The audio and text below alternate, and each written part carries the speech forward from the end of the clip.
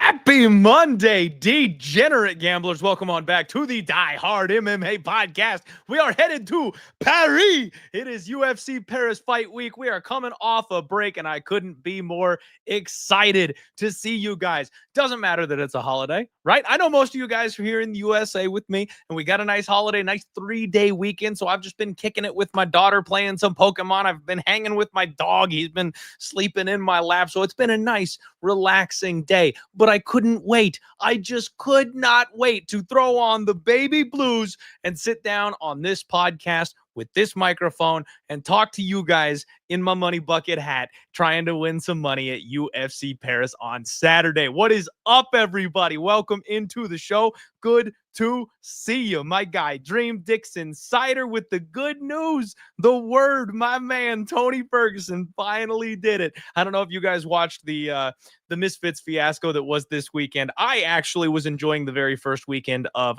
good old American football. So I forgot all about this even happening. And frankly, I was kind of doing this thing. Like, I didn't really want to watch it because I was honestly afraid Tony was going to go down again. So my heart couldn't take it. It really couldn't. But Tony got the dub. I got to see Luke Rockhold get iced again, which that's always a good time. So shout out everybody that had fun with that.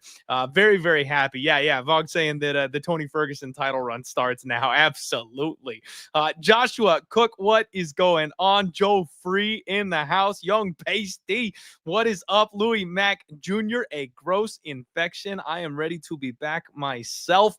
Happy Monday again, degenerates. All right, let's get ready to get going. Let's get this bad boy in gear. So you may be confused. You're going, Clint, why are you wearing the blues? There were no fights last weekend. Well, if you tuned into my break week show, which I know not all of you do, and that's okay, but if you tuned in, I saved it, okay? You only get to wear it once, all right? It's a good luck charm. When we win, we wear the blues. I did not put the baby blues on last week for the break week show. I wanted to save it and cash in on that good karma this week here for UFC Paris. So we are coming off of a win. Yes, it was a 2 a.m. in the morning fight card. Yes, it was like a half unit. I only bet like 3 things. I'll take it. I don't care. It was one of those events where I actually would have gotten a lot right, but I was very little confidence on everything. So I was happy to grease my way to a very, very small win, cash in on the blue equity, and let's roll it over into UFC Paris this week. Just so you guys know, the Die Hard MMA podcast is brought to you by Cloud Bet. Please make sure you are signing up on Cloud Bet using promo code DieHardMMA. There is a $2,500 welcome rollout package for you, just sitting there waiting if you guys use that code when you sign up. They have a fight companion, so they are the professional sponsors of the PFL. When you are logged in here, you can hit that Fight Center button right there, and you will be live as live can be, watching those PFL fights, watching the tournament. If you want to live bet on them, you'll have information faster than anybody else out there. Make sure you're checking out Cloud Bet and use promo code DieHardMMA when you do. I am beyond stoked to break down UFC Paris with my guest, one of your absolute favorites, one of my absolute favorites, one of the best guys in MMA, and also an absolute wealth of knowledge around the industry, none other than Lynch on Sports. My guy, James, what's going on, buddy? How you doing? What's up, Clint? I thought I'd come on today and rock the Coyote shirt for you. Just, because I don't come on the show too often. So, nice weather here in Vancouver. But thanks for having me back on, man. I really appreciate it. Absolutely. Pleasure to have you. I couldn't be happier. I would rock a matching Coyote shirt, but I have an obligation coming off a win to wear the blue one instead. But that's a nice touch. I like that. Thank you. No problem. Didn't have anything French, so I figured I'd go the next best option. And because, this is a collector's item at this point, right? The old Absolutely. Coyote. Absolutely. Unfortunately, we're out of business, at least for the next couple of years, but I'll still be cheering on Utah. I'll roll with the boys over in Utah, at least until we get the old Yotes back up and running again, hopefully sometime in like the next 5 years or so. And hey, football starts this weekend, NFL, and that means hockey is right around the corner. So we're about to get to the good times when all the good stuff is back on TV. Yeah, the hockey's the big one. I'm dying of hockey. I'm watching like junior hockey training camp right now. Like any sort of fix I can get for hockey, I'm all aboard. So yeah, good time of year. I know good things are coming here pretty soon. Absolutely. No, I feel that pain, James. Every single post they make on the team channels over on Instagram and stuff like that. I'm checking out the team mascot. I don't know if you saw the mammoth. They got a puppy. They've got like a team dog that like runs around with them and stuff. I'm eating all that up. Yeah, they're great. I can't wait. This is a fun card, though, man. I'm glad that we're back to our normal broadcast time, though, so I don't have to mess up my sleep schedule for this one. So I'm very excited, and let's get into it. Let's go ahead and start talking some fights. First fight up, we have got my girl, Sam Page. That's right, everybody. It is Sam Page Fight Week, and she's taking on Mama B, Shauna Bannon. James, I've got some very, very biased and serious thoughts about this fight. So first and foremost, Sam Page, one of my absolute favorite UFC fighters. She is a scrappy, mangy dog of a fighter, and that's why I love her so very, very much. She's got that unbreakable will. She's just tough as nails. She's a little bit low on the athleticism side. She wasn't, blessed by God the way some of these other MMA fighters were, and she's not letting that stop her. And that's part of why I just love her. She's all toughness, grit, hard work, and she just goes in there and causes a dogfight. She'll take you into those deep rounds and she'll drown you. She never stops coming forward. She looks like she's taking her strength and conditioning extremely seriously, so she's packing on some LBs. She's getting strong. You can see the body transformation kind of happening. It's all good times. Loving what I'm seeing from Sam Hughes, and she's basically entered I guess kind of like gatekeeper status at this point, because you are not legit if Sam Hughes is taking you out and throwing you in the wood chipper. And she's done that to a couple of people. And even some of the fighters who we have extremely high hopes for, she's squeezing splits out over them. So like I say that in a very complimentary way, that she's hit that gatekeeper status, right? So it's a respect thing for me, that like, if you're not able to get by Sam Hughes, you ain't ready. That's how this works. Now, Shauna Bannon, I have been extremely vocal about this 31-year-old quote unquote prospect, James. I think she's a fraud. I do not think she's any good. She's 7-1. She's 2-1 in the UFC. And even that is extremely questionable. So when they bring her into the UFC, she gets beaten up by Bruna Brazil. Massive red flag. Now, I know in recent times that loss is aging okay, because Bruna is with the Fighting Nerds and she's looking better now. She's won a couple fights. So people may draw a line through that one. But need I remind you that back then Bruna was ass, and absolutely everybody was on the train that Bruna was no good. And it's a bad look at that point in her career to be losing to that version of Bruna Brazil. Anyway, they re-roll her over in the next fight. Desperate to get her a win, they give her Elise Ardeleon, who is the TikTok star. Those of you who recall, she won a greasy split decision in that fight, James. And that's another one where I know Elise looked like she showed some improved skills in her last fight. She showed off some power in her last fight. But if you're greasing out a split decision over a TikToker who has not been competing professionally, like, that's another tough look. And then, just the one that crushes my soul, James. I went full fade mode with Puja Tomar. I told everyone, I screamed from the mountains. I was like, look, they finally gave Shauna Bannon a minus price tag. They made her a favorite over Puja Tomar. And I told everybody, I was like, Puja's going to whoop her ass. Like, this is not even close. The wrong fighter is favored. And I know everybody's down on Puja, but she is a way better fighter than Shauna Bannon. And Puja nearly had her out in the first round. I mean, she was practically unconscious. Props to Shauna Bannon for surviving that scramble. She's been talking about how hard she's been working on her grappling, and that kind of was the thing that saved her. She was able to guard, she was able to survive, got her wits back about her, and then Puja made one mistake, being aggressive, trying to go for that finish, and gave up the armbar. Women's MMA, man, we see that thing constantly. That armbar pops up and rears its ugly head all over the place. So now you've got Shauna Bannon on a 2-fight win streak. Same thing with Sam Hughes. Sam coming off back-to-back splits over much more reputable I guess, competition, in my opinion. I feel like Shauna Bannon's wins are a little bit more fluky and disingenuous, personally. I think that Sam Hughes is very, very reasonably favored here in this spot. She is sitting a little higher than you would like her, considering, like I mentioned, she's kind of that gatekeeper status, right? Like, you don't necessarily want to be paying a big price tag on those kinds of fighters, generally speaking. She's in the minus 340 range. You look over at cloudbet.com and they've got her lined as a favorite there. But I think it makes sense. Now, I think she should be probably like a 2-1 favorite, not a 3-1 favorite. Just personally speaking, how I kind of line the fight. It's a little bit closer than that. Shauna Bannon's going to try to skate on the outside. She's going to try to stay light on her feet. She's going to try to chamber that leg and kind of pick and poke at her. But Sam's going to make her fight eventually, James. And I don't see Shauna armbarring Sam Hughes. That's kind of her path to victory. But if fighters like Jacqueline Almarim, who, cheat their asses off and still can't armbar somebody like Sam Hughes, I don't see Shauna Bannon getting away with it. So you're going to have Sam coming forward, Shauna trying to run from the fight. And I just think the aggression is going to pay off. Eventually, Shauna's going to get tired and slow down. I think Sam will win rounds 2 and 3, probably a decision. So it won't pay off that minus 300 price tag, or at least it won't look like it does. I think Sam Hughes by decision is probably the way to look at this thing. I know that was a long breakdown, and I apologize, James, but I felt very, very strongly about both sides of this fight. So I had to get that all out of there. What do you make of this one, man? Yeah, I'm pretty much what you said. The big thing I look at this level of opposition. Those 2 wins that Shauna Bannon has not been the greatest opposition. I actually think you were a little too complimentary towards Pooja in her last fight. I'm not that high on her either as far as like an opponent.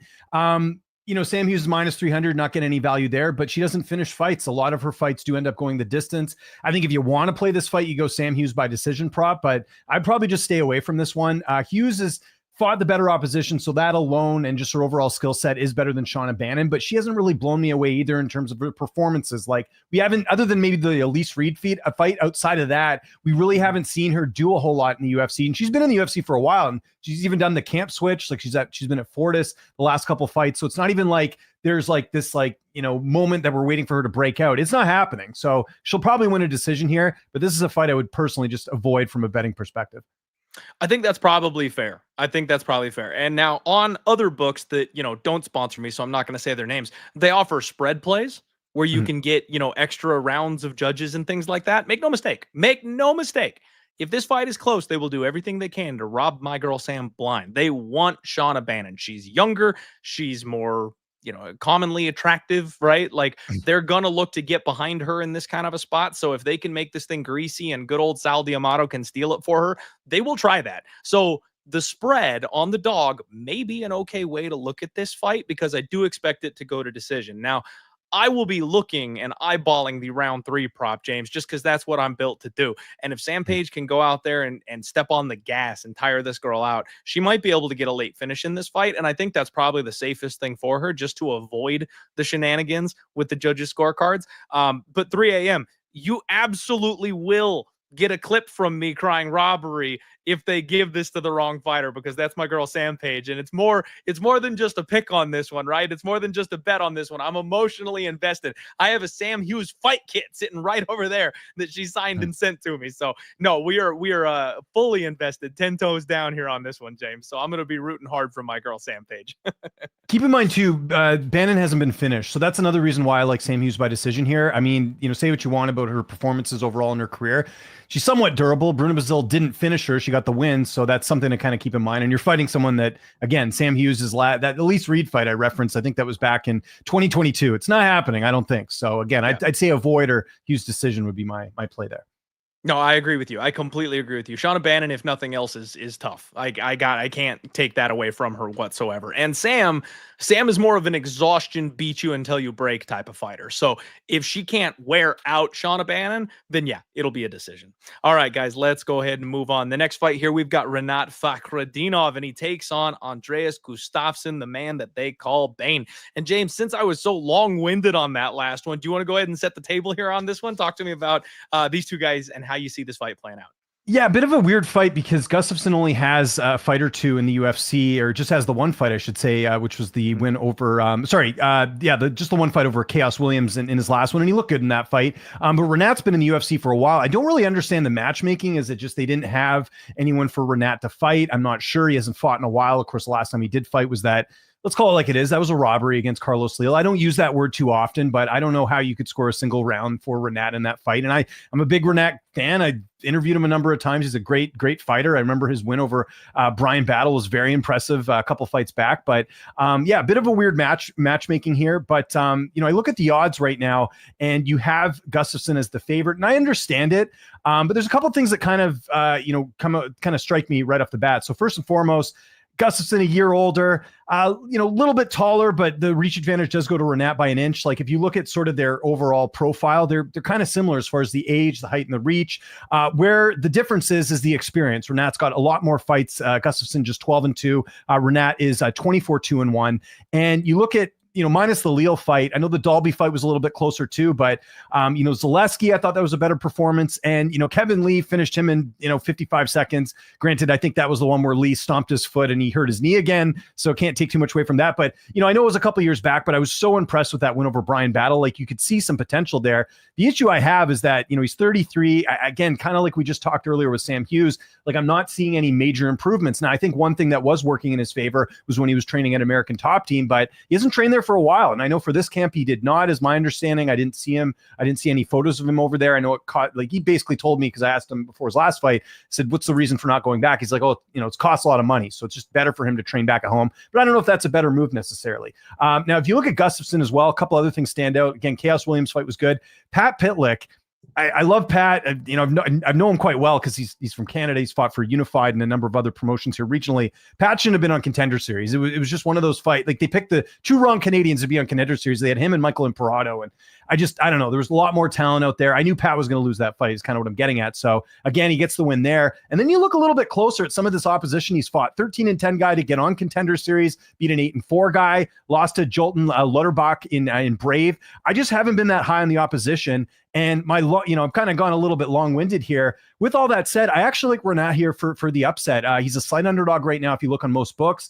I think, the Leal fight, I think, was an anomaly. I don't think he fought very well in that one, but I would rate Carlos Leal a lot better than Andreas Gustafsson. I'm going with the dog here. A fight that's this close and you've got a guy that's got a little bit more experience, fought better opposition. I will take that in spades. Rinat's going to get another decision here. Maybe not as controversial as last time, but I think he gets it done. So I'm going with Rinat as my underdog pick here. Wow. All right, James, I loved all the info. Thank you very much. And let me just introduce you to those of you who may be new to the team. If you guys are new to the show, James is the best interviewer in the business, bar none. So he's going to bring little tidbits and nuggets from some of these times he talks to these fighters. He is a wealth of knowledge. Make sure you are following him, checking out his interviews with his fighters. He does it for all kinds of different platforms. So lots of information floating around here. So thank you for that little bit of a nugget there, James.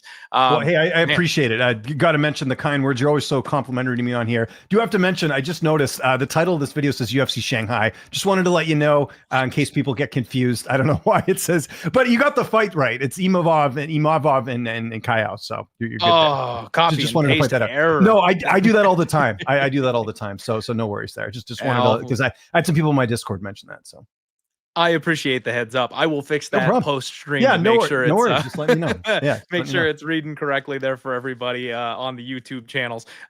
So my thoughts on this one, I honestly thought that I was going to be on a little bit of an island here, James. Rinat Fakhretdinov is one of these guys that you shouldn't gamble this way. Everyone tells you not to gamble emotionally or anything like that, but I got to get it back. Like this man has robbed me back-to-back fights. I bet against him with Nicholas Dalby. I bet against him with Carlos Leal, and he took me for a pile on both of those. I also had Elijah Zaleski dos Santos. So I'm big game hunting this guy at this point, James. Like I am doing everything I can to get on the other side of Rinat Fakhretdinov. Now, his opponent is interesting in this spot because Andreas Gustafsson, I didn't know what to do with this guy. When he first got signed over to the UFC, I was ready. In fact, I had already put my money in the slot machine. I bet Trevin Giles, James.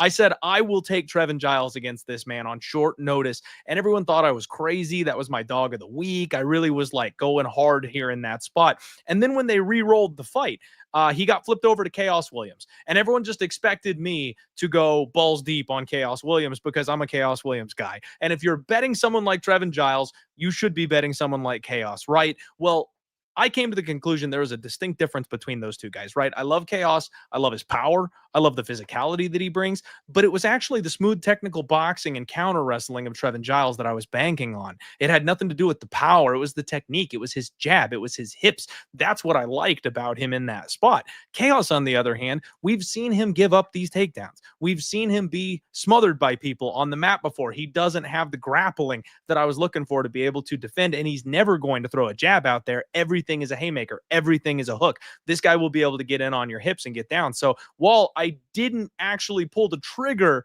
on Andreas, I knew better than to put my money on Chaos.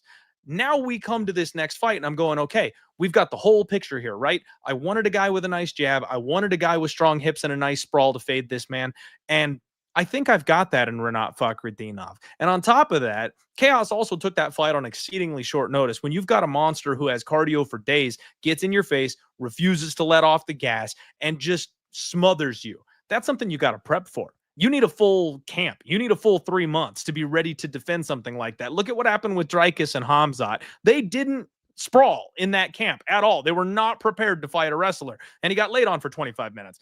That's exactly what happened to Chaos Williams in this spot. You're giving me Rinat Fakhretdinov, a guy who's got an 81% takedown defense rating, a guy who's got spectacular grappling himself, and I know the cardio is a question. That's the only thing here, is that the cardio of Rinat Fakhretdinov, we've seen that fall off. That's why Elizu had success. That's why Carlos Leal had success. That's why Nicholas Dalby had success late in that fight, is he gets tired. But when you're in your element, guys, we talk about this all the time. Grappling versus striking cardio, they're different machines. If you're a grappler, you can grapple all day. If you're a striker, you can strike all day. And when they try to force you out of your comfort zone, that's when you start getting tired. Gus is going to go right where Rinat is strongest. Gus's whole game is going to put Rinat where he's most comfortable. And I don't think Gus is going to be able to get those takedowns. So I'm with you, James. I thought I was going to be hot takey here a little bit with this one, but I think Rinat Fakhretdinov rides again. He is plus 102 over on Cloudbet, and I'm seeing this number come down towards Pick'em in a lot of places. So if you want that plus money, guys, you should probably snatch it sooner than later, because I don't think it's going to be around much longer. It's a close fight. It's a sketchy fight. For whatever reason, I think the UFC likes Rinat Fakhretdinov. If it's close, I'll bet you it goes his way again. But I will lean with Fakhretdinov via decision on this one as well. Next up, we've got a couple of elder statesmen here. Brad Tavares takes on Robert Burchek. Man, James, I'm a Brad Tavares guy. I have always liked Brad Tavares. I love his grit. I love his toughness. I love how hard he is to take down. He's getting old, though. He's 37 years old, which I guess, yeah, it's not that old. We've seen older, but in fight years and fight miles, he's getting up there. He's been knocked out 5 times over the course of his professional career. Granted, it's 2 people you shouldn't be ashamed of being, knocked out by, guys like Gregory Hobocop Rodriguez. Edmund got him in round 1, which happens from time to time. Rob Whitaker got him. Like, these are the guys that knocked him out. So you've got to be a pretty exceptional power puncher to be able to get him and actually get him out of there. The Bruno Silva one, that's the one where it looked like a bit more of an early stoppage and a knockdown to me, if I'm remembering correctly. I didn't run that one back, so if I'm mistaking my fights here, please forgive me, everybody in the chat. But I'm pretty sure that's the one where it looked like the ref got to him just a little quickly. Regardless, it is what it is. He got tagged and knocked down in that spot. But Robert Burchek is a guy that, James, how do I say it without just being a dick? I do think he's completely fraudulent. He's 35 years old and he makes his UFC debut against Ihor Potieria, you guys. Ihor Potieria. And he lost to Ihor. Like, that's who we're dealing with in this spot, taking on a 15-year UFC veteran. Yeah, there's only one way for me to look at this fight. I know Brad Tavares is old. I know he's 2-2 in his last 4 fights. I know he got knocked out by Gregory Hobocop Rodriguez. I feel like this is a phenomenal step down in competition. I have donated so much money to the round 3 fund for my guy Brad Tavares, because I keep expecting that heat, that pressure that he throws, that gas tank of his. I keep expecting him to be able to find finishes in the UFC, and he just can't quite get there against these guys that are legitimate UFC fighters. This is the one, you guys. He's knocking Rob out. Like 35-year-old Rob from Poland, if he doesn't get this guy out of there in the first round, which I think round 1 KO is his win condition, James. That's how he wins his fights. He will not last in an extended fight against my guy here. And if Rob wins via round 1 KO, I mean, it is what it is, right? That's the banana peel he's looking for. But if it doesn't happen, Brad Tavares is going to whoop his ass. And I actually think he'll get the finish. Bold pick. So I'm going with Brad Tavares as well. I'm not with you on the finish prop. And listen, I feel the same way. Like his debut, Brysek, his debut was not great. You're fighting Ihor. That's a fight you should win. I don't care if you're 35 or whatever. He came over from Octagon, which is actually a pretty decent international promotion. But I was just so disappointed in that debut. And I believe he was almost a 2-1 favorite in that one. I want to say around like maybe like minus 160 around there. So you can't even pass that test. Brad Tavares, say what you want. He's still got a little bit of life left. He did beat Gerald Meerschaert in his last fight, and I know Gerald hasn't exactly looked great in the last couple outings for him, but Brad Tavares too. Yeah, and the thing is, like you mentioned, Gregory Rodriguez finished him. It was a 3rd round finish. I was at that fight when Edmund finished him in New York. That was, I think, the BMF title fight, if I'm not mistaken, that event. And, again, outside of that, like Brad's a pretty durable guy overall. He does have 5 losses, but a lot of those knockout losses were ones that happened earlier in his career. Brad typically goes the distance. I'm on, I know I hate to be boring here, but I do, like, I think Tavares' decision is the play here if you're going to do it, just because that's typically how he wins. Other than Krzysztof Jotko, you have to go all the way back to, like, I don't even know when. I'm looking at his resume here. The last time he had a knockout win. I know where you're going with this because, again, he's fighting an easier opponent. I just think, like, why risk the knockout worry when you could just take Tavares by decision, or just take maybe even like parlay at Tavares? You're getting him at, minus 250 is a little steep, but I personally would not bet the finish prop. I don't think that happens there. I think Tavares wins, but I think, you're getting a rare spot where he's fighting a guy that I think he should be able to beat even at 37 years of age.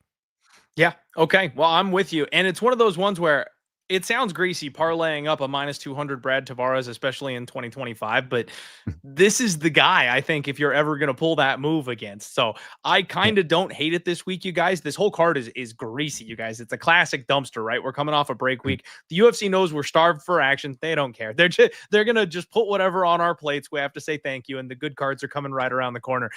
There's a couple of good fights on this one. This one is probably not one of those fights, but I think Brad Tavares rightfully the favorite. And like I said, looking over at CloudBet, right around that minus 225, minus 230 ballpark. If you're using those odds, no props out for you yet, but I will be very interested to see what that round 3 looks like, because I don't think Rob does well in extended fights, and Brad is getting a big break in competition here. It's an age parity type of fight, right? He's fighting a guy who's only 2 years younger than him, not a guy who's in his prime or anything like that. So if it was ever going to happen, this would be the one. But it would be a sprinkle, James. It would be a sprinkle me type of moment, not ship it. Yeah, I don't want it to be like an anchor and then you're like, damn it, he didn't get the finish. That's kind of where I'm thinking from. But yeah, again, Absolutely. We're on the same page here with Tavares, so I completely agree. All right. Well, glad we're on the same page here on this one. Let's go. Next up, you've got way more fun of a fight here, James. This is one of those little hidden gems on this card we were talking about. Sam Patterson, my man, the future, takes on Trey Waters, the truth himself. The future versus the truth. These are some waxing poetical type of nicknames here this week on this one, James. I'll let you lead this one, man. Go ahead. What do you think of this fight?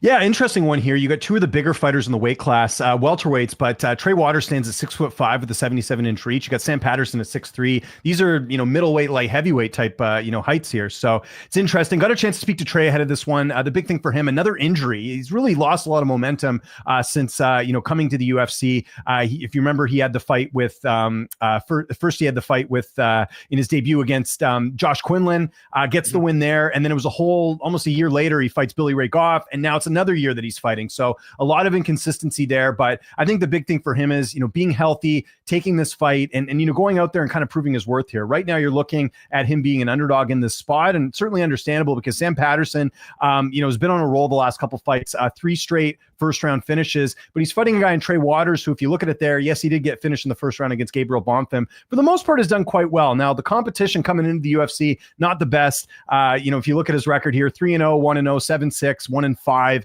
That's a little bit concerning here. Even the win over Josh Quinlan, Josh isn't in the UFC anymore. Billy Ray Goff has, kind of lost some steam and some momentum as well, too. So that's where I get a little bit worried here. Now, Sam Patterson, again, it has looked great, and I understand him being the favorite here. But again, I don't think he's fought the greatest opposition either. If there was ever a fight to pass, this is one of them, just because there's so many variables that I think are working against this fight. You got Waters with the layoff. If Waters had been a bit more active, I might actually look at him here as possibly someone getting an upset, just with the simple fact that, again, he's going to have a little bit of a height advantage in this one, a little bit younger. Well, not younger. He's actually a year older, but you can see some potential there. It's just he hasn't been able to get any momentum because of all the layoffs there. So I'm going to take Sam Patterson as far as my pick goes. I kind of feel like this might go the distance because I don't think Sam Patterson's going to finish Trey Waters in the first round. I think Waters is going to be extra careful here, take the fight a little bit later. And I can see Patterson either getting maybe a late finish or a decision here, but this is too tough to call because I think on paper, Trey Waters might actually be the better fighter. I just like the layoff is what really worries me here. 3 fights in 3 years, that's not good. So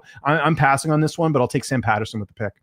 Okay. All right. Yeah, man, I'm a big fan of Sam Patterson. He made his UFC debut and got absolutely smoked by Yanel Ashmose, and everyone just wrote this kid off. He was way too big for that weight class. I don't have any idea why he was cutting down to 155 pounds. Now that he's moved up to 170, he's shown us what he's really capable of. I mean, he hasn't fought anybody really yet to be tested or anything like that, but he's handling these guys the way you should if you're a legitimate prospect. Johan Linus, round 1. Kiefer Crosby, round 1. Danny Barlow, round 1. And that was the one that really opened up people's eyes, was the Danny Barlow fight. He's been an underdog pretty much his entire run here, man. Well, you know what? Actually, that's not correct. He was 50-50 because he was a favorite against Yanel Ashmose. So that's my bad. 2-2 as far as his betting line goes. But I feel like he's finally getting the respect he deserves after that Danny Barlow win, because not many people at all saw that fight coming. This kid's a finisher of the highest caliber, man. And at 29 years old, he's developing, he's growing those man muscles, and he's filling out with that 170 frame. And I think he's really taking full advantage of it. He's a BJJ black belt at this point. His offensive submissions are something you've got to be extremely aware of. He likes the club and sub. He can hurt you on the feet with a bunch of different tools, the knees, the elbows, the clinch. And then when he gets you on the mat, he is immediately looking for damage. Ground and pound subs, he is constantly attacking. One thing that people don't realize, I think, about Sam Patterson, James, is he has heart. Yeah, we haven't seen it in a long time because his fights in the UFC have been over so quickly. But one of his regional fights, he was fighting an off. He was fighting one of these kids that just grinds on people, and he was down a round and a half to this guy. And then he flipped the Uno reverse button. Like, he got chin checked in that fight. He got put on his ass. He had to collect himself live in the fight. He had to defend himself. And then he worked his way back into it and finished the guy. So, like, we've seen him actually get chin checked. We've seen him get heart checked, and he's come back from that. So I think those are the kind of tools that, as long as his body holds up, and at 170, I like his durability a lot more than 155. I think that's the kind of thing that can make him deadly in the UFC. Now, Trey Waters is a guy that I've never been fully convinced on. His wins over Billy Ray Goff and Josh Quinlan. We know Quinlan got cut. Billy Ray, as much as we love the guy, marches forward swinging haymakers and uses his face to block punches and kind of, clinching onto a roster spot at this point in the game. This guy, I always say, he reminds me a little bit of Bobby Green. Like, just the way he moves, the way he strikes. I like the way he does that. He knows how to use his reach. He knows how to use his range. He works behind a jab, but he plays with his hands low, and I'm always worried that that's going to get him caught at some point. He is pretty low volume, James. Actually, that's one thing that he doesn't have any sense of urgency. And that's, I think, a big problem and a big part of why I don't like Trey Waters from a betting perspective is he just does exactly enough to win. You could say that's a positive as far as him getting his hand raised, but I literally think he's not going to do enough in the very near future because he doesn't know how to step on the gas pedal when he needs to. He ends up in a lot of really close fights. And like Billy Ray, he ended up putting up 96 significant strikes or something like that, but he got outlanded by 20 significant strikes that night. He managed to win still somehow, but if you're going to make this guy fight, you will absolutely outwork him. That's just how he operates. Now, he's got a 85% takedown defense, which makes it tough for a guy like Sam, who's going to be probably using a grappling heavy game plan more often than not. But I wonder who the size is going to favor. Both these guys are so used to having height and reach advantages. it's going to be interesting to see who actually uses it to their advantage and can make their opponent feel uncomfortable. And honestly, my guess is that Sam will win that battle, because when they get in tight, he'll be able to use knees and elbows, and those are tools I don't really see Trey Waters using all that often. So I feel like Sam could hurt him in close. And then if they get into a scramble, a body lock, a clinch, whatever, I know Sam can take his back. I know Sam can climb him if he needs to, drag him to the mat if he needs to. So I'm with you. I do think that Sam Patterson rolls here in this spot. Once again, I'll say he wins this fight. The closer the line gets, the more interested I am. He's right around -160, -165 here at this point is Sam Patterson. So if that line continues to drop, it looks like some love's coming in on Trey Waters. And I kind of like that. I also kind of like the over 1.5. I know it's a little expensive, but right around the -180, 185 type of range, I wouldn't mind an over in this fight. Sam's usually a finisher, right? He's usually a quick inside the distance round one type of guy. I feel like this is a fight where he'll struggle with the range a little bit. I feel like this is an opponent who's going to slow the pace down on him and will be tough enough to survive some of those early shots. So I'm kind of with you here. I kind of think it's maybe like a round 2, round 3 finish for Sam, or even goes to a decision, but the over and Sam Patterson is the way I'll lean on it. Yep. Completely agree. All right. You and I are on the same page. We're on lockstep so far on that one. I'm very curious to see what you've got to say here about this next one, though, because we've got UFC newcomer Axel Sola, and he's taking on Rhys McKee, Skeletor himself. So you guys know Rhys McKee. This guy got booted from the UFC after having a really tough run his first couple of fights. They threw him just undeservingly to Khamzat Chimaev, and then they gave him Alex Morono, and he lost a very close competitive decision in that fight. They bring him back, and man, he just saved his job in his last fight. He's 1-2 in his second run, 1-4 in the UFC overall. Losses: Morono, Khamzat, Ansh Lusa, Chidi and Jaquani. The Lusa one is the big red flag for me, James. That's the one that kind of stands out like the sore thumb. I can forgive the others. Lusa, no, like that's a big question mark here. But he got a big round 1 doctor stoppage over Daniel Frunze in his last fight, which questionable competition to save your UFC career.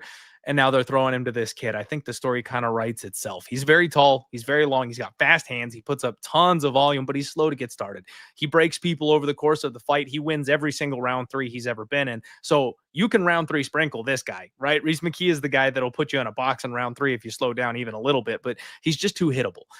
His opponent is 27 years old, 10-0-1, debuting off of Aries FC. He was the lightweight champion, and the most impressive thing about that, James, he defended the damn thing 4 times. So he didn't just get gold in a regional promotion and go, oh, Dana, pick me, and get right to the big show too early. Like, this kid stuck around for a while, and he's got like a 23-fight amateur career. He's got an insane level of experience that people are not ready for a 10-0-1 pro, I guess. He's got a really wide stance.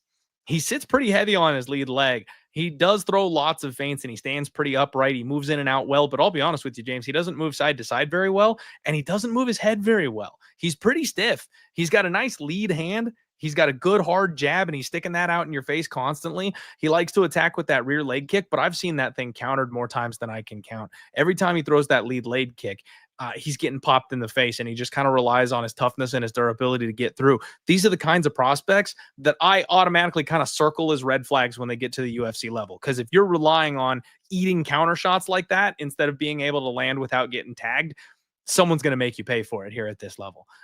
He mostly goes to decision, his amateur and pro career. Just his last couple fights, he started to find finishes. So maybe Axel is, blooming at this point. Maybe he's getting his man muscles and he's starting to take people out of there. But if you're getting hit a lot on the regionals and you're not finishing people, I've got questions. I think this is a live bet Rhys McKee spot, James. I fully expect Rhys McKee to be down on the scorecards and this kid to be kind of controlling the cage. But once round 2 starts, I kind of feel like Rhys will taste his own blood and get out there and start throwing again and just throw caution to the wind. Now, that may work for or against him. He could end up getting clipped and knocked out and put in a body bag.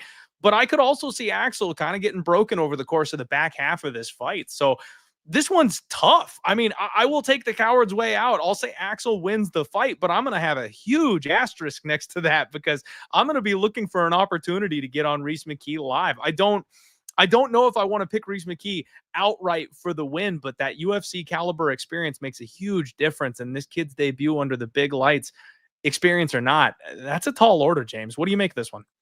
Yeah, this is tough. And one thing you didn't mention was that he was a champion in Aries, but that was at lightweight. So he'll be moving up a weight class. Now, he has fought at welterweight before. He actually started his career as a 170er, but it'll be the first time he's fought at welterweight since 2022. So that's one thing to keep in mind. They don't have his reach listed on Tapology, but Rhys McKee, I'm sure, is going to be bigger in this spot here, coming in at, I think he's how tall is he? He is 6'2". So again, another bigger guy for the welterweight weight class, so to speak.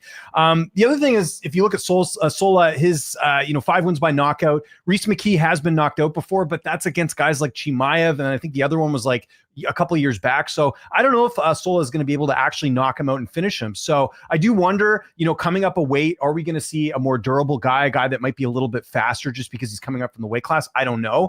But I'm always a little bit leery seeing fighters come into the UFC, making their debut. We've seen so many examples recently of fighters coming from other promotions and not having a lot of success. Now, Aries is a pretty good promotion overall. Like, you look at some of the products they got, and let's look at the optics of this, right? They're doing this card in Paris. They've got a French fighter fighting here who's from Aries. Like, they want the French fighter to win, you would think, just because they have so many events in Paris, or they keep going back every year. I think if the UFC had it their way, they kind of know what they're getting with Rhys McKee. He's a game fighter, but not a guy who really think is going to progress that much. And I'm with you. Angelosa, Chidi and Njokuani, those are wins you should probably be getting after your second run in the UFC. And by the way, the fight that got him back in the UFC was the Cage Warriors fight against Jim Wallhead. Jim Wallhead was 39 in that fight. Like, he's 39 years old. He's an older guy. I remember watching Jim Wallhead in Bellator during the Bjorn Rebney era. Like, that's how long he's been around fighting in MMA. So kind of the long-winded answer to that is, like, this is one that I just feel like it's not even worth betting. Like, I don't know if it's even worth betting a McKee live, just because McKee has disappointed so many times. So I'm going to take Sola in this spot just because, again, better record, moving up a weight class, maybe doesn't cut as much weight, could be a little bit better. Fought some pretty good opposition overall, but I'm with you. Nothing really special about him coming into the UFC, not a ton of hype here. So I'll go Sola getting it done, probably a decision, because I don't think he's going to knock out Rhys McKee. So I'm leaning decision on this one. Yeah, I think it's a pretty tall ask to knock out Rhys McKee. Most guys can't do it. So I'm definitely with you there. Like I said, though, I'll be real tempted on that live line. Oh, James. I know. And especially with the weight swap here, it's going to be interesting to see how they size up. Anytime someone comes to the UFC, I get it when it's like the Ultimate Fighter and they can't cut weight as well, so they drop a weight class or something. They fight in their natural weight class when they make it to the UFC, that kind of thing. But it's a little odd to be fighting most of your career, hold gold at a certain weight class, then get to the UFC and move up. Yeah, that's that. I don't know. Something could be the UFC saying, "Hey, we need an opponent for Rhys at 170." It could be that situation. I mean, that's happened before. We've seen that time and time again, where a fighter is, it's more about finding that fighter, the opponent, and they just happen to have him on a short list. And he's like, "Hey, I'm from France." UFC also probably wants to get a couple French fighters on this card, right? We just had, we didn't even mention this, but Fares Ziam is off the card as well. Personal matter, so he's having to withdraw himself from that event. So you need a little bit of French flavor for a Paris card, right? Yeah, no, absolutely. You're totally right on that one. And honestly, James, this is one thing that's really messed with me as a gambler for the last couple of years. And I'm just now starting to kind of eyeball and pinpoint is exactly that.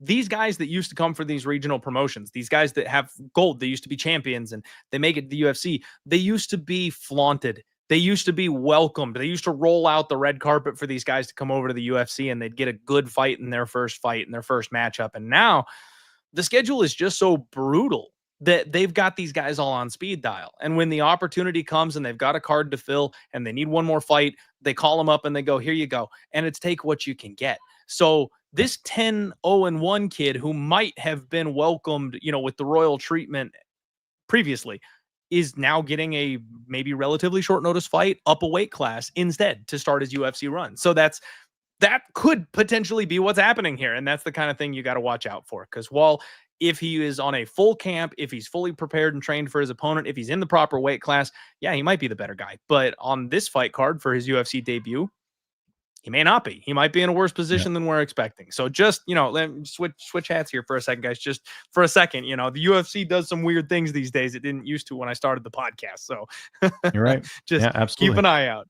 Just keep an eye out. All right, we got some big boys coming up next, everybody. We got Marcin Tybura taking on Ante Delija and Delija. Sorry about that. I don't think you pronounced the J there.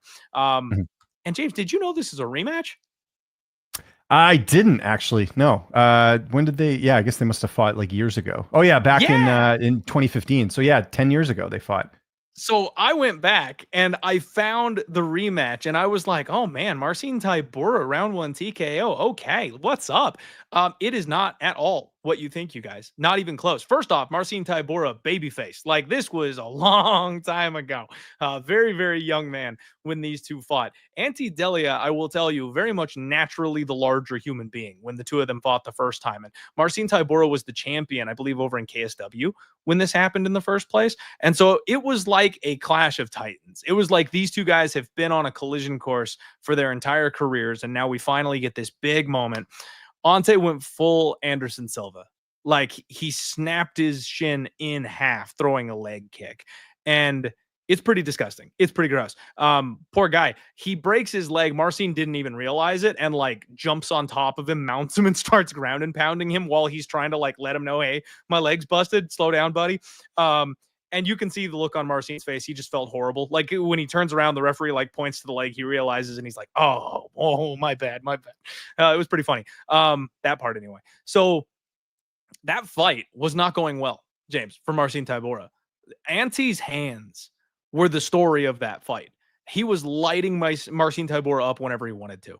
It was almost strictly a boxing match. They hadn't really gotten into any clinching or grappling or anything like that, but Ante was very clearly the faster man. He hit harder. He was the better striker.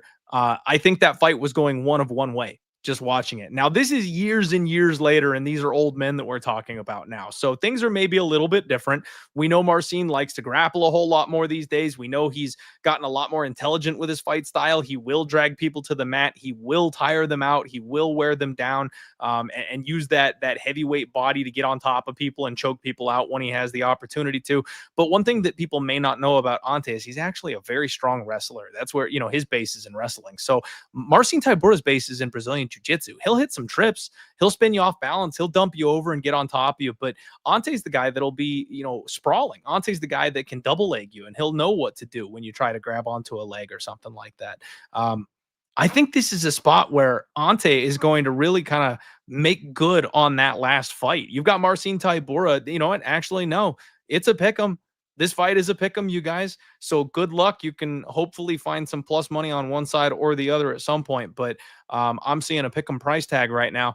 I actually like Ante, James. I've done a really one of the things I've been trying to do since we've really kind of realized the modern era of MMA. These other regional shows are not always as good as the UFC fighters anymore.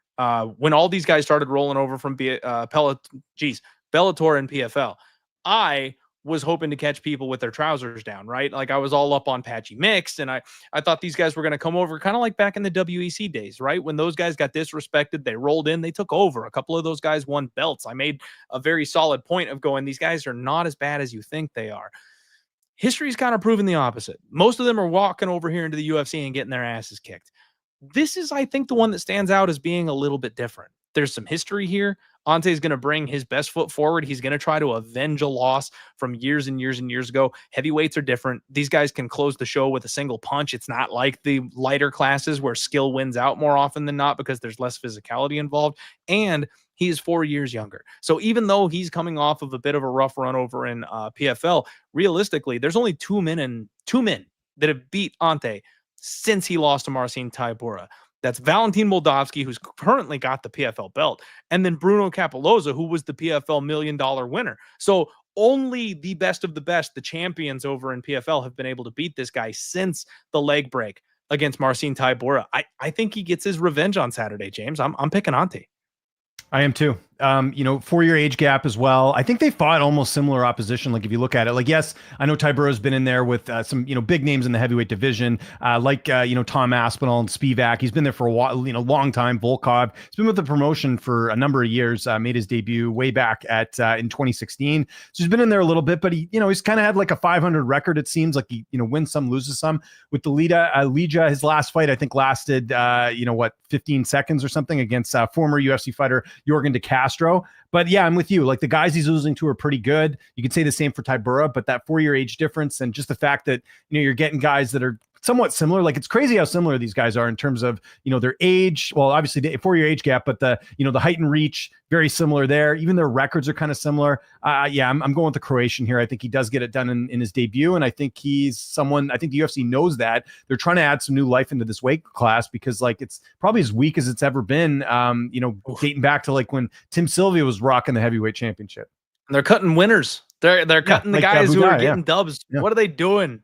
Poor Martin Boudet, and then they're signing these asshats who can't hold a win streak together. It's tough scenes right now in the UFC heavyweight division. But no, I think you're right. That's where a lot of people like to talk about how Dana wants to jump these guys, right? Like, they get over from another promotion, show that UFC dominance, right? Sign them in a bad fight, have them take their first L, and then give them better matches from that point on. I don't think that's what they're doing here with this guy. I think they need a storyline in the UFC. I think they need a challenger in the heavyweight division. So I think Ante is supposed to be that guy. And this is a fight that he can definitely win. And one thing I've been mentioning about Marcin a lot lately, you guys, as you know, if you've listened to my breakdowns, is I think that chin is going to be a problem again, James. That was always his thing, right? I know he wasn't taking his career quite so seriously. He wasn't doing things the right way, and that led to a lot of those knockouts, but he still just does not react well when he gets tagged, and he's been fighting a much lower level of competition for the most part. So when he gets hit, I'm still seeing those same signs of this guy can be had on the feet,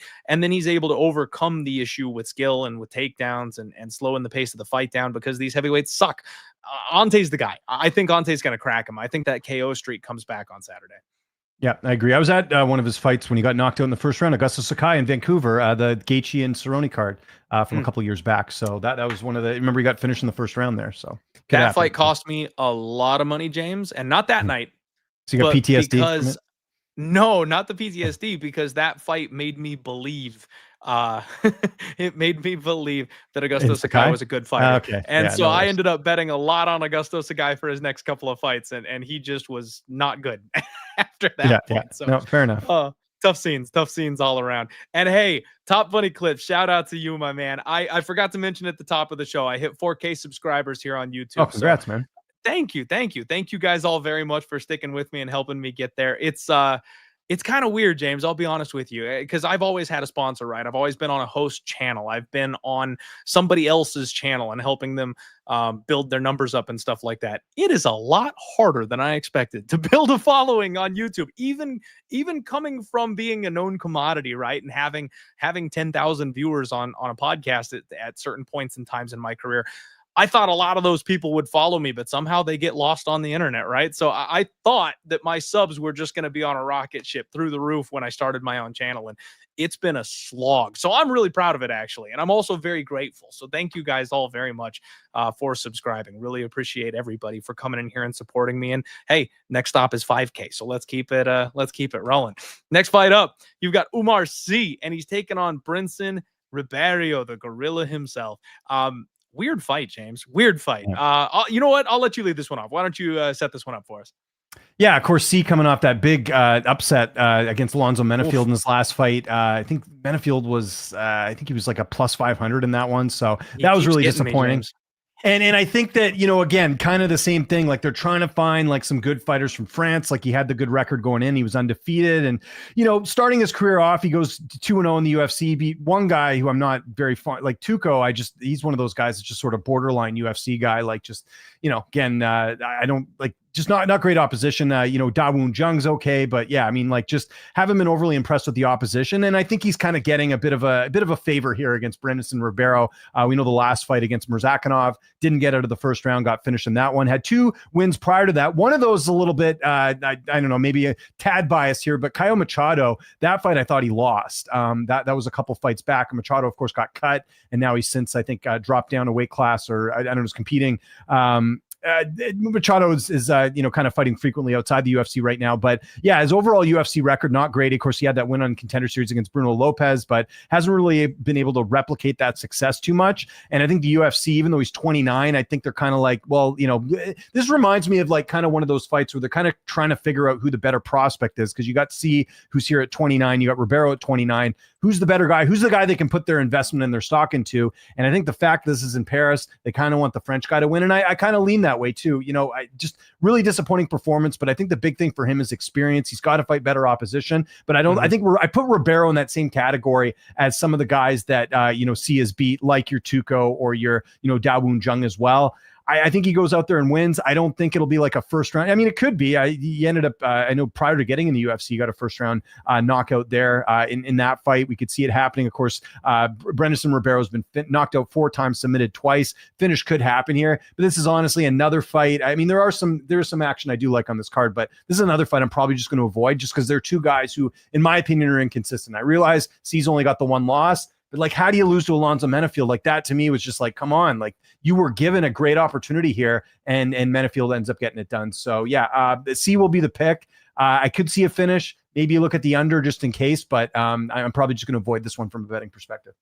I hear you, man. And honestly, I think I've got to just kind of recalibrate what I think of Alonzo Menefield at this point, because he just keeps getting me. He just keeps getting it done. And that's the kind of thing where I'm like, okay, one is a fluke. 2 is luck.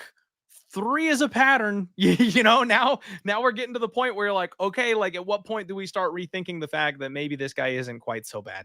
So I think he had a camp switch up 2 fights ago, right? That he went back to Fortis. So that, I think that has helped. I think he's performed. Remember, he was with Pat Barry in Colorado. I think him going back to Fortis has been a better fit for him personally. Absolutely. And now, to be fair, those 2 fights that he lost, 2 of the biggest hitters in the division, right? Olberg, a guy who's going to be talking about the belt very soon, and then Azmat Mirzakhanov, a guy who's got just God-given nasty, filthy power. Alonzo has learned how to work his gas tank, right? Like, that's always been kind of the thing, is if he goes too hard and he blows his wad and he can't recover, you can always, take advantage of this guy late. William Knight got the win over him back in the day because he just got so tired muscling around the cage. He really has learned how to pace himself, and he's learned how to pick his shots. And then everyone's scared of his power, and they're too tired from trying to muscle him around to be able to do much at the end of the fight. So he's just greasing these wins out. Props to him. Like, the guy figured out a way to make it work. I never thought he'd still have a job in the UFC at this point in his career. I thought he would have been cut a long time ago. So props to Alonzo Menefield. Man, I think Oumar Sy is still the goods. I'm going to say it. Like, I'm going to go back to him like you go back to, your toxic ex, or you're like, you just can't help yourself. I think Oumar Sy is still the goods, James. I love his grappling pedigree, takes people down. I love the way he pounds on people and dices them up and looks for submissions. And I think he'll have success in this spot. And frankly, Brinson Iberio, I still just think he's a cannon fodder Dana White's Contender Series fighter. He got the win of the century, that Kimura over the fraud Dair Nurgajai. And then his winning bonus for that was they threw him to Azmat Mirzakhanov. They were like, great, good job, Brinson. Well played, buddy. And now go fight this guy instead. They put him on the fast track to CTE, right? And now they're turning him around in 3 months. That was in June. This guy got laid out cold in June, and now they're putting him in enemy territory on a quick turnaround against a guy who's got a very high ceiling, in my opinion, needs a win, and is in home territory. Like, this one writes itself, James. Oumar is supposed to go out there and take care of business here. He's supposed to take on a guy who may already not be UFC caliber, and then a guy who's very easy to finish, who is coming off a bad KO loss. This is Oumar Sy, and this is Oumar Sy inside the distance. And I know it's, like I said, it's gross, guys. It's gross. He's a minus 400 favorite at this point, and you don't want to go back to something like that. But this is the layup, right? Brinson is not going to Kimura this guy from guard. Oumar Sy is so much better than that. Oumar might get clipped on the feet. That's the one thing that I'd be worried about, because Brinson does bite down on the mouthpiece and puts everything he's got into his power hooks. That's what he's looking for. So if he gets clipped and fraud checked for a second time, okay, we're out. I'll just flip the table and I'll be done. But I really don't see much opportunity for him to lose this fight, frankly. I feel like he might be, and I never use this word, but like, I feel like he might be the lock of the card on this one, because I just don't see how Brinson wins. Yeah, that's fair. I get it. Big time. I'm kind of with you on that side of, like, it's, you really shouldn't lose this fight. Now, you can't have 2 fights in a row where you lose, right? Like that anyways. So never happens. No, not a chance. All right, guys, real quick. Got to pay a couple bills. Let's take a break. Oh, left, right punch, uppercut, lands. Oh my God! Dillinger! Again, there's a straight spot. Somebody gets dropped with another right hand, and that is it.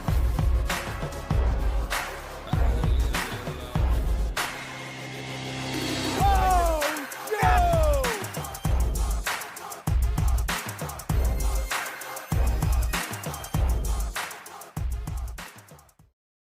sure you guys are checking out Spectation Sports. We're back, baby. The UFC's back. Spectation is back. We got a bunch of events coming up to round out the year, including Cage Titans. They're doing a massive fight weekend where they're going to have back-to-back events. There's a ton of different shows that are under the Spectation Sports banner. They only continue to grow, you guys. And a lot of these guys are going to be on Dana White's Contender Series. In fact, this week we have not one but two prospects that are coming from the Spectation Sports banner that are going to be competing on week 4 of Dana White's Contender Series. So if you want to watch their previous fights, if you want to do that tape study, or if you're just an MMA fan and you need more MMA in your life, this show saved me, James, last week on Saturday, or the week before on Saturday, because the fights were over at 7 a.m. Well, Spectation Sports had 2 events going, starting at 1 p.m. and then again at 4 p.m. So there was MMA all day if you wanted to be a part of it just a couple of weekends ago. Promo code DieHard will get you 20% off when you sign up for Spectation Sports. And I just want to make it completely clear, you guys. The first bet, the first pick, the first play that I have this week is none other than Tommy McMillan from Spectation Sports. He is taking on, who is he fighting? I can't remember the name of the kid that he's fighting. He is training with Sean O'Malley. He's there in Arizona with those boys, and he is fighting David Magoyan, I believe is the name of the guy that he's fighting. James, he's huge. He's huge. Tommy McMillan is absolutely massive. And David is a guy who, while he looks like he's very, very talented, very well-rounded, he's a wrestler and he's a chain grappler, and he gets tired. And some of the guys he's fought recently are very small. He's going to be at a distinct size advantage here against Tommy, who is well-adversed grappling and striking, who hits hard, who's got 3-round cardio. I really think this is going to be a round 2, round 3 finish. I think David's going to gas himself out trying to get the finish on this guy, and then he's just going to get shown the door. So I'm on Tommy McMillan. I am ready to go, but you guys would know a little bit more about Tommy if you had watched Spectation Sports. So get signed up, use promo code DieHardMMA, check it out, and we will go from there. The other thing I needed to let you guys know about, as you know, CloudBet sponsors the show, and we've got something absolutely incredible for you guys. This is big time news. CloudBet is giving away you the chance to roll into Dubai for PFL Champion Series with VIP treatment. Here's how it works. Bet with CloudBet. Use promo code Hughes, HUGHES, and every $10 that you wager will be one prize entry into the draw. There's no limit on that. The more you play, the more chances you've got to win this thing.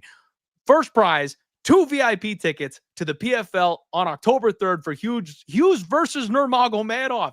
You're also going to be invited to the Paul Hughes after party with his crew. You'll also score a full CloudBet PFL merch kit, including Paul Hughes signed gloves. If you get second place, you'll get the general admission tickets plus merch. And then third place, you'll still get shipped the exclusive CloudBet PFL kit. So top 3 prizes. This thing runs until September 24th. So don't wait. Get signed up. Place your bets. Enter code Hughes, and you've got a chance to be sitting cage side in Dubai with CloudBet. So hit the link in the description below, get signed up, and good luck, because that would be awesome to see one of you diehards hanging out in Dubai for the PFL Championship Series. And of course, when you sign up, use promo code DieHardMMA, because that helps out your boy. Use the code for the rest of it though. All right, guys, we're talking UFC Paris, and I am joined by the man himself, James Lynch. If you don't know, you should know. Make sure you're supporting this man and all of the amazing content that he puts out there as well. We've got about 500 of you live here, and it's a little slow, right? Football season. We always get hit on the numbers because people are watching the football, and a week off, the algorithm, they forget we exist. So do me a favor and hit the like button, please. If you haven't, share the show. Remind people that we're here every single Monday night breaking down fights. Next up, you've got William Gomis, and he's taking on Robert Ruchala. So William Gomis, James, he goes by the fight name of the Jaguar. And I just don't think that's appropriate. I don't think it fits him. He should be the Weasel, because the way this guy fights, he's not human. He's a weasel. He's another one of these do just what it takes to win types of guys. He's not flashy. He's not overly exciting. He's tall. He's long. He controls the range. He controls the pace. He's tough. He's tough as nails and he's got good cardio. Like, he does just enough to win fights constantly. And it's very frustrating to watch sometimes. I have a tough time with it because, he's a good guy to bet on. You can get roughly even money with him almost every time, and he knows how to find his way to a win. But in the UFC so far, he's already got 3 split decisions, and that's just red flags for me, James. That's red flags all over the place. A split with Francis Marshall, a guy who's struggling to hold his roster spot, who's very young at this point. The split with Joanderson Brito, I think, is respectable. Brito is a guy that you gotta understand, right? That's a legitimate fighter, but I felt he lost that fight, so I don't want to give him credit for the win there, even though he fought closely. And then he's coming off of a loss split decision to Hyder Amel. These guys are all kind of middle of the road people, and he's fighting for his life against these dudes. I don't see the improvements from William Gomis that I was expecting to see, right? I thought this kid was going to be rapidly skyrocketing at 26, 27, 28 years old. And he's just kind of the same old guy. And he fights way too close for my level of comfort. Robert is 27 years old and he's fighting out of KSW. He was the KSW featherweight champion. And frankly, his only MMA loss was to a guy. It was like a champ versus champ fight. It was the guy who had the KSW lightweight belt. So he's fighting a naturally larger, bigger, stronger opponent. That's the guy that beat him. Kind of tough to say much about that, right? Like, it's not a bad loss to take on the regional scene, and then he's making his way over to the UFC. He's got a mean right hand on him. He throws hard outside leg kicks. He likes to be the one who's coming forward and pressuring. I think that'll play really well with William Gomis, a guy who likes to kind of skate the outside and be moving backwards. This kid, Robert, really good side-to-side movement. He likes to drive into his takedowns. He will sprint across the cage to double leg you and just drive you into the fence if he has to. Like, he's like a dog on a bone trying to get those double leg takedowns. He doesn't do a very good job of staying on top of people sometimes. If they start to work up, he looks for opportunities to strike, so he can lose the position, but he also does look to do damage, which is definitely nice. He hangs on you like those front choke positions, which he's not really threatening the subs or anything like that, but it drains on people's gas tank. It kind of demoralizes them after a while because they're constantly carrying his weight. And he's got nasty ground and pound. This guy is really dangerous when he gets in top position, throwing elbows and stuff like that.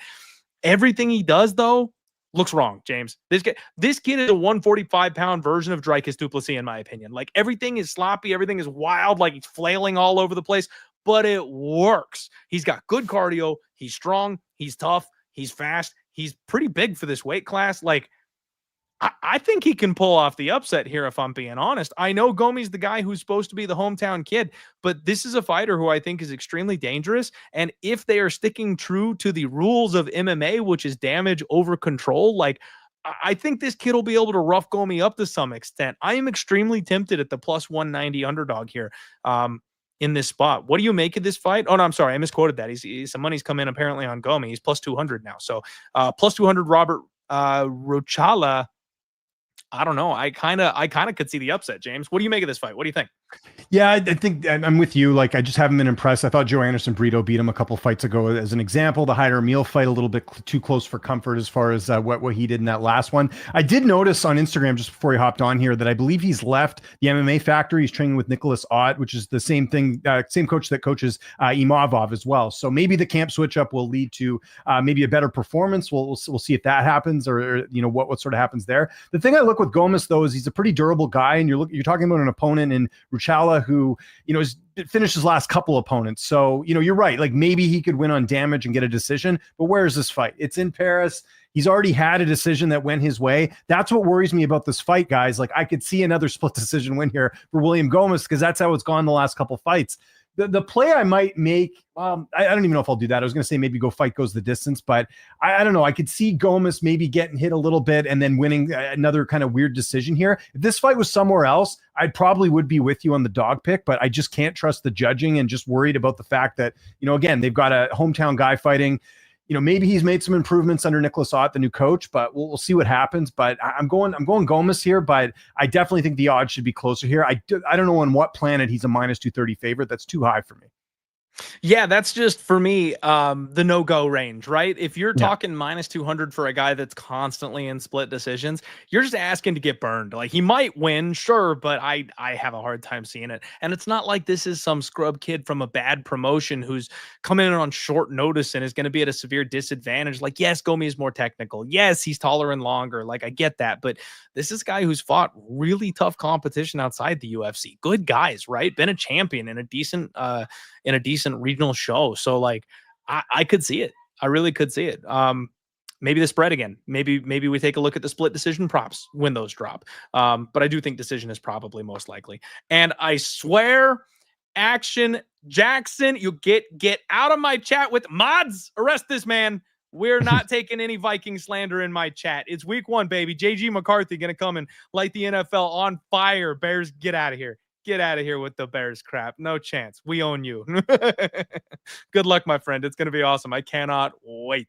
Oh, man. Next fight. Patricio Pitbull takes on Losene Keita?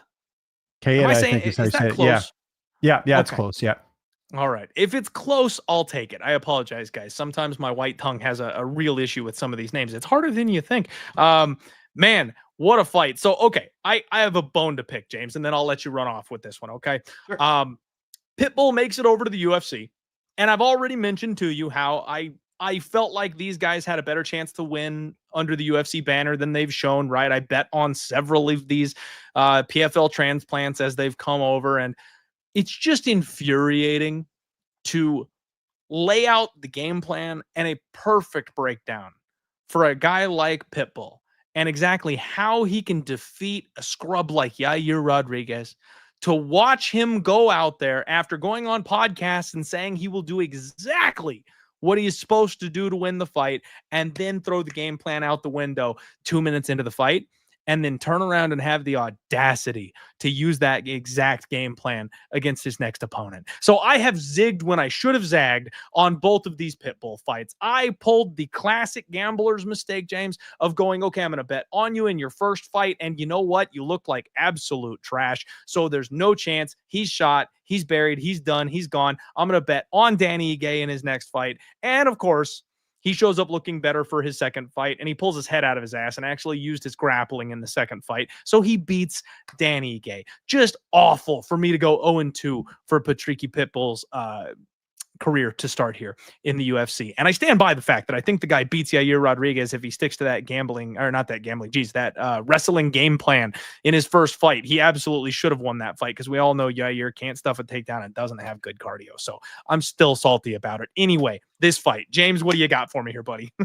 Yeah, a bit of a weird one. They're kind of doing the same thing they did, like Patchy Mix is fighting the guy from KSW in his next fight too. So it's kind of weird the way they've sort of done things. Like, yeah, that Pitbull win against Danny Ige certainly surprised me. I know Pitbull quite well. I've followed his career dating back to his Bellator debut against Canadian William Romero way back in the day when he watched him. So I, very familiar with Pitbull, but he's got a lot of miles, man. Like, he's been in there. He's multiple weight classes, lightweight, bantamweight, you name it. He's been everywhere.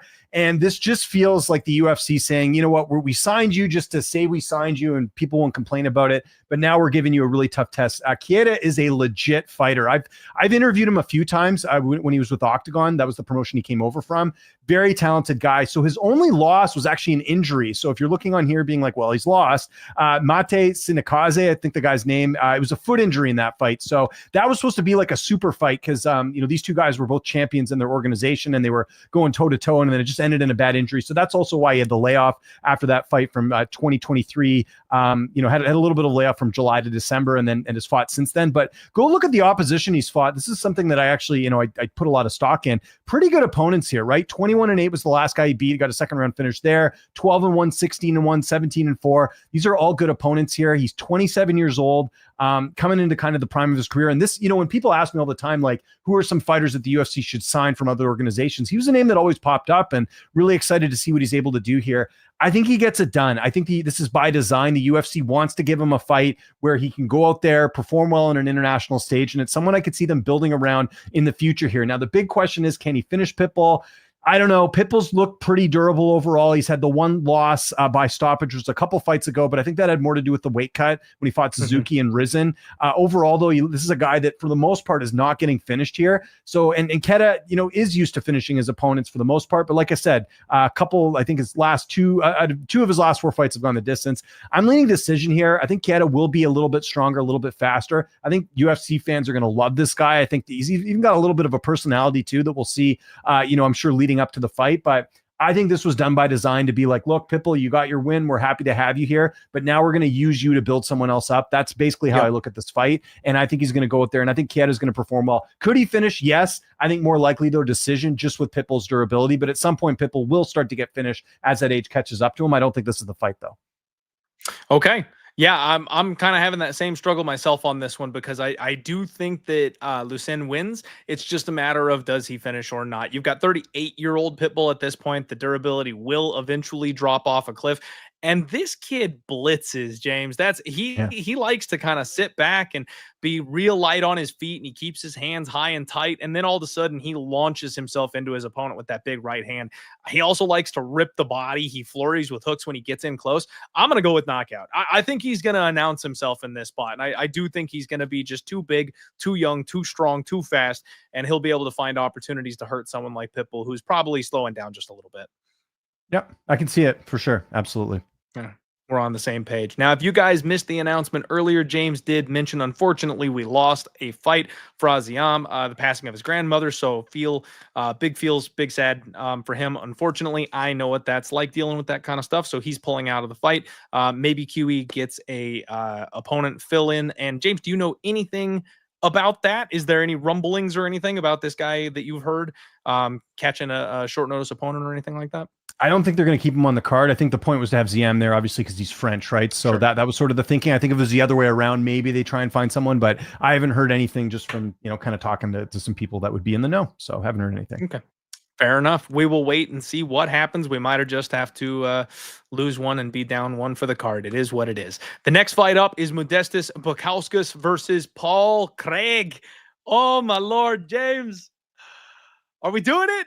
Are we doing it? Because let's be real here. If there's a fight that Paul Craig is going to win, this is the fight that Paul Craig is going to win. My man is getting a little old. He's long in the tooth at 37 years old. He's on a bit of a tough run. He's been finished 3 times in a row. And then he had the weird no contest situation with Adolfo Bellato. But in my opinion, the man should be awarded a TKO victory because that up kick was a thing of beauty. Illegal or not, I don't care. He should be credited for that one. And this is just a massive step down in competition. I mean, he gets out wrestled by Bo Nickel. We know what a monster wrestler Bo is. Caio, a guy that's going to be talking about a title. Brendan Allen, who thinks he's a challenger for the title, but is probably going to float around the top 8 forever, but still a top 10 kind of guy, right? Like, these are very, very tough opponents. When Paul Craig gets a step down in competition, when he's not fighting the best of the best, the guy is still exceptionally dangerous. I mean, he can submit anybody. He got Nikita Krylov. He got Jamal Hill back in the day. He got Shogun. Like, this guy's skill set is absolutely deadly.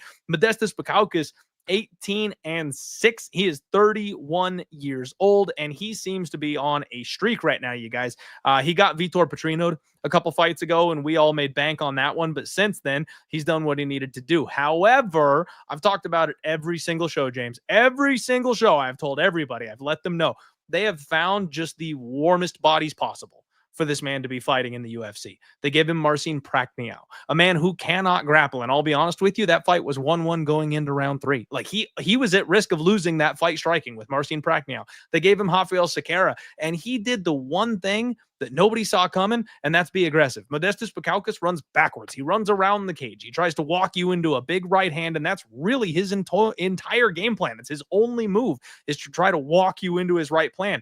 He knew Sequeira stood no chance. He knew Sequeira was not on the level, so he went forward in that fight. And hey, holy shit, it worked. He got a round 1 KO, but it was an absolute bum that he ran through.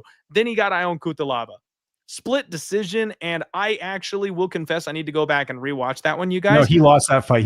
I think I disagree with that decision. That's what. He lost that fight, in my opinion. And I like Modestas.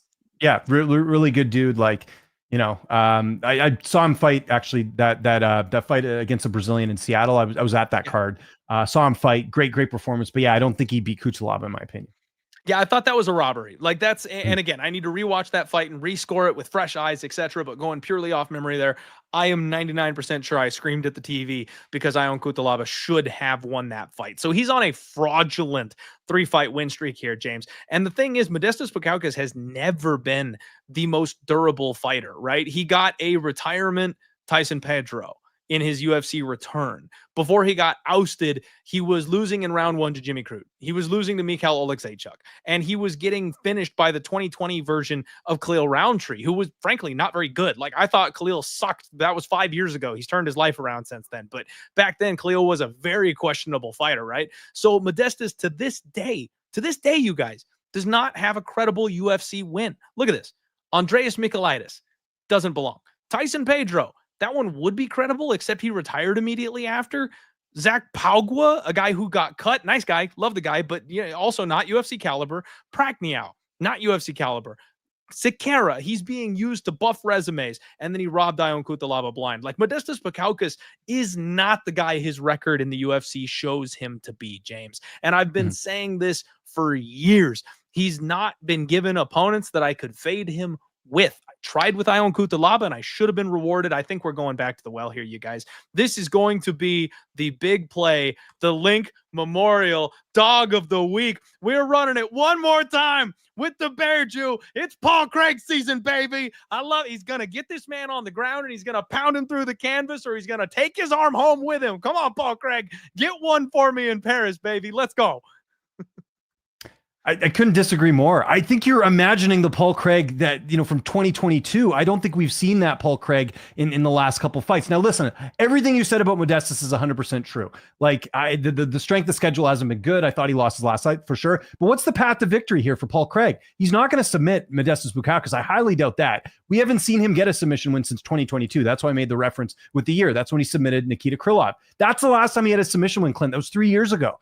He just doesn't have the juice that he used to have. Bo Nickel talked about in his fight, while I was worried about the submission, there were no points in that fight with Bo Nickel where Paul Craig was any sort of threat there. If it stays standing, as much as I don't think Modestas is like any sort of world beater, I think his stand-up's a bit better than Paul Craig. And even though Craig moving up, I think will be more durable than at middleweight, I just don't think there's any reason to think that Paul Craig's going to turn back the clock being in a new weight class here. So I think, and again, Modestas trains with Tom Aspinall. He's got, good ground game. I think good defense for the most part. I think you have to go all the way back, a decade ago or whenever when he was last submitted.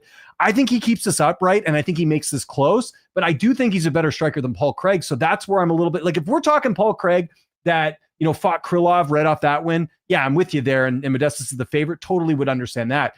But, you mentioned the Caio Borralho fight. Caio's not much of a finisher. He finished him in the second round in that fight. That's a bit of a concern there. Brendan Allen typically does get a lot of submission wins, but you're fighting a guy in Paul Craig, that's his bread and butter is submissions, right? So that's where I'm a little bit worried here with Paul Craig. Like, I like Paul a lot. I've had a lot of good interviews with him. He's a big golfer. That's something we usually talk about in interviews. And, I wish him well. I just think that, like, you're getting a really watered down version of Paul Craig at this point in his career. And as much as Modestas hasn't been super impressive, I think that's enough to beat him. Like, I don't think there's much of a difference between an Ion Cutelaba in 2025 than Paul Craig. And yes, I don't think he won that fight, but still, like, I don't think that Craig is like, going to turn back the clock here in this fight here. So I admire the move. I will give you full marks if this hits, because you have hit some dogs and they've done quite well. I just don't see it here. I think Modestas keeps us on the feet.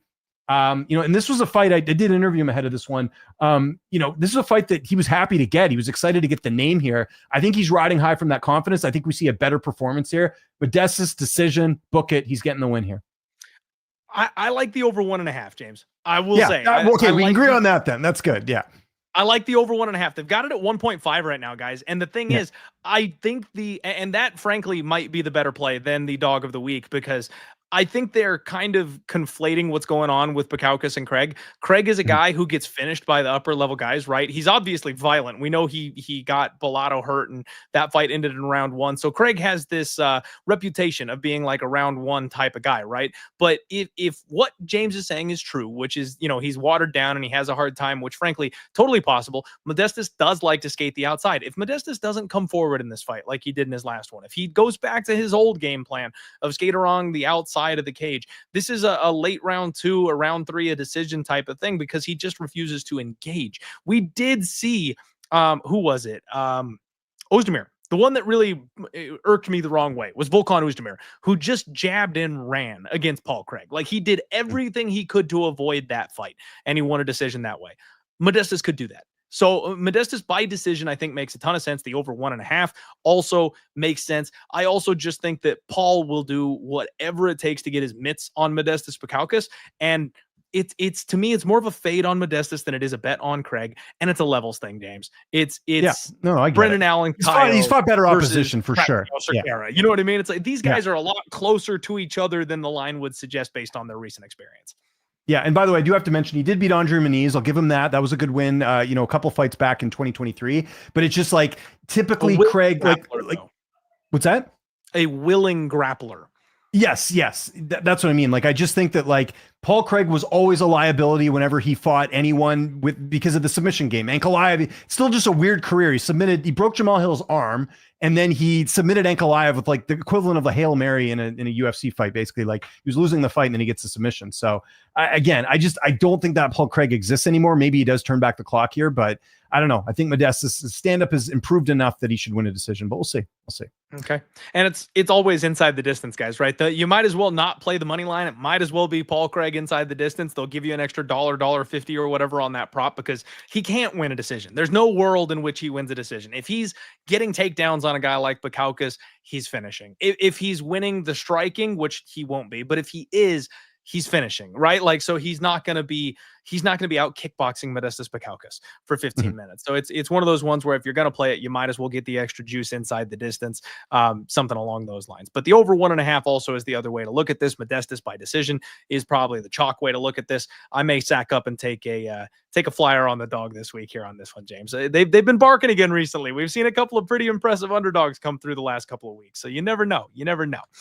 Next fight up, you guys, you've got Bolaji Oki, and he's taking on Mason Jones, the Zulu Warrior versus the Dragon. Another couple of really strong fight names coming in here on this one.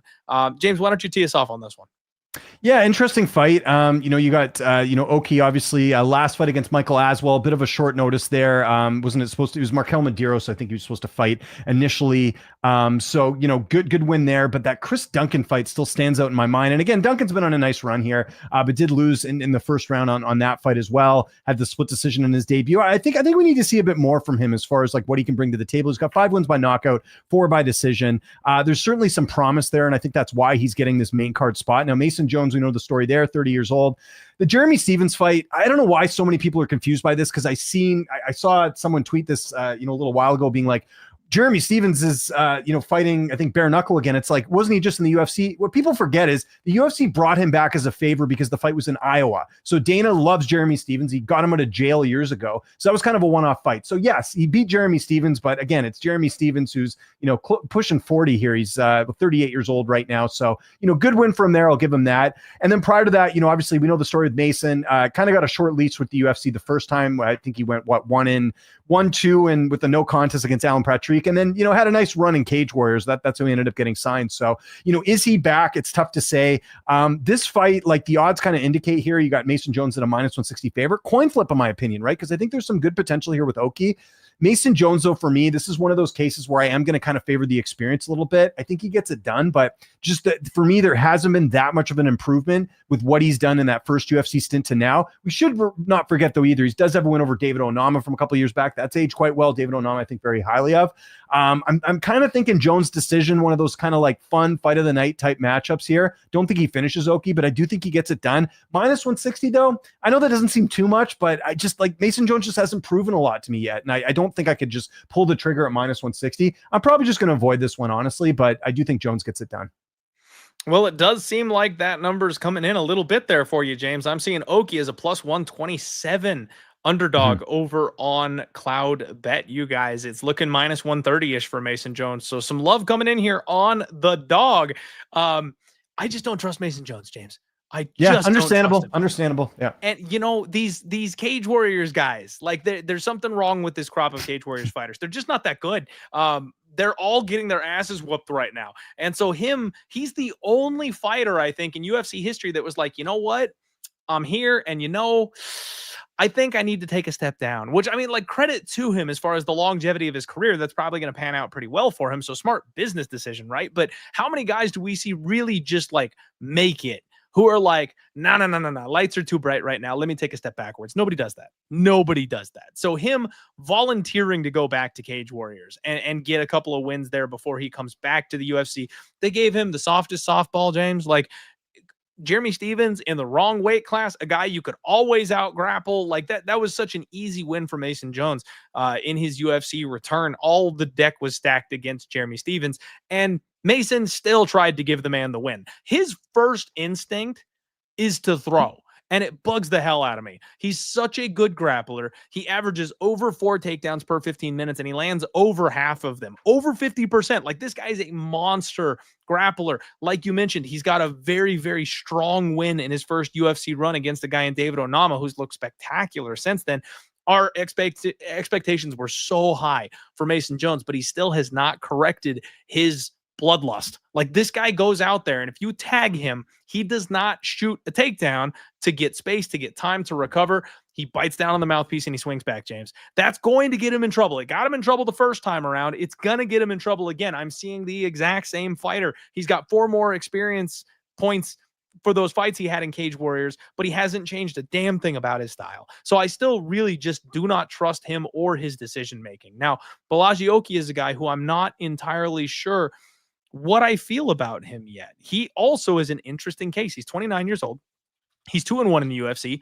I like the way he covers and rolls. He's got big power in his right hand. He's very heavy on his feet. And I got to wonder if those strong hips of his are going to cause Mason Jones problems here in this fight, because he's got great timing on his right hand counter and he will make you bang. Like, this guy is extremely dangerous in round 1. He hits very hard and he's very aggressive early. Been a little disappointing so far in his UFC run, but that Christian Duncan loss, I mean, I can't even talk on that anymore. Like, I thought Christian Duncan was terrible. He's proven that wrong. This guy is very, very good and very dangerous, and he finds ways to win. So, like, I can't even knock him for that. So he's 2-1 off Dana White's Contender Series with a very credible loss to a guy in Christian Duncan that he lost a gunfight to. Okay. Now, we'll see what Mason Jones can bring to the table here, because if he runs into the stone hips of Oki, I think he's in for a very long night.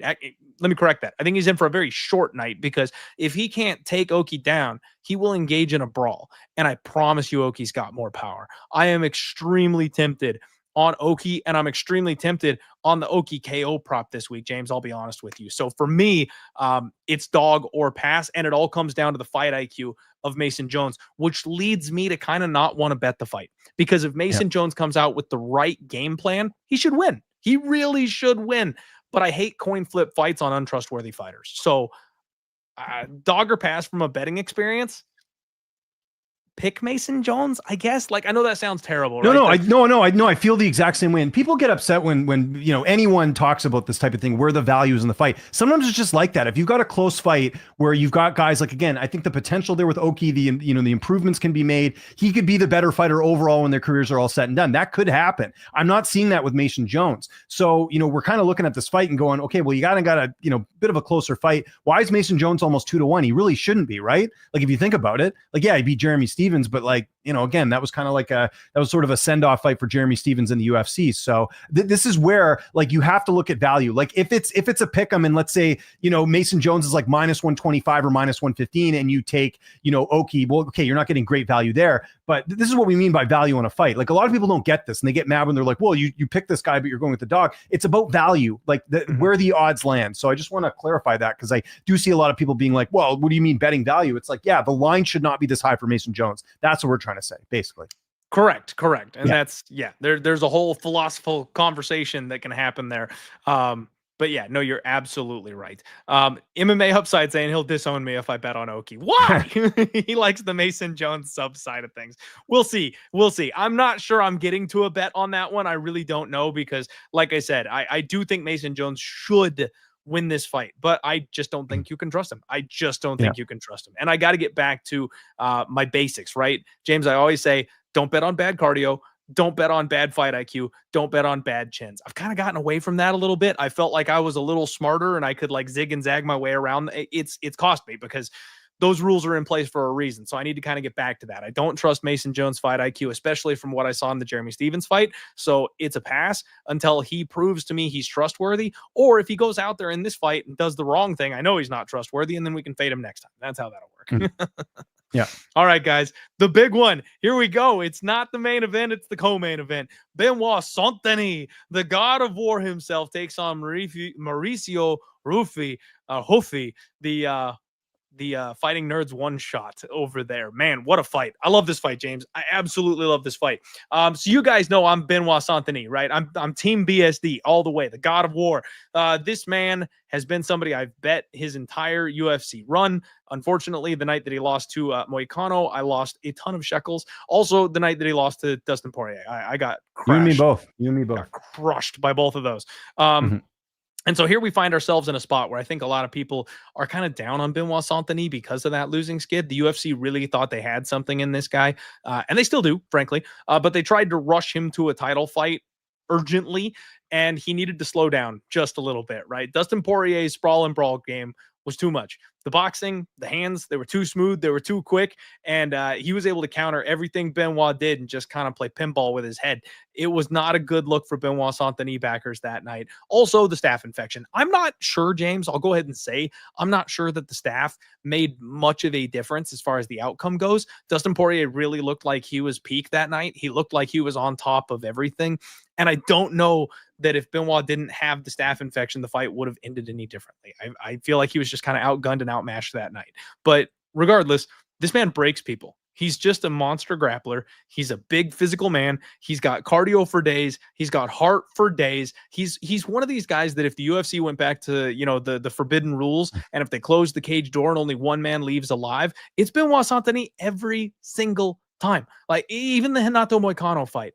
That was a mercy stoppage, James. Renato did enough damage in round one to get the referee to step in and stop the fight because Benoit Saint-Denis' eye was swelling shut. But in round two of that fight, with one good eye, Benoit Saint-Denis was marching Renato down. He was turning the tides of that fight. He let him know, I'm not going anywhere and I'm still coming for you. And you could just see the soul fading from Renato Moicano as this man was coming after him. So it was lucky the doctor stopped it because I will hold true to this day. Benoit Saint-Denis TKOs Renato Moicano in round 4 if they let that fight continue. He will never quit on himself in a fight. Now, Mauricio Ruffy, he is the Fighting Nerds Temu version of Conor McGregor, right? This guy's all timing. He's all range, very wide stance, very explosive, big spinning kicks and stuff like that. He's a one-hitter quitter power striker, 29 years old. He's got 11 wins by KO and 1 loss. That loss also coming by KO. What happened, do you ask? It's a guy he couldn't finish early who got him in round 2, because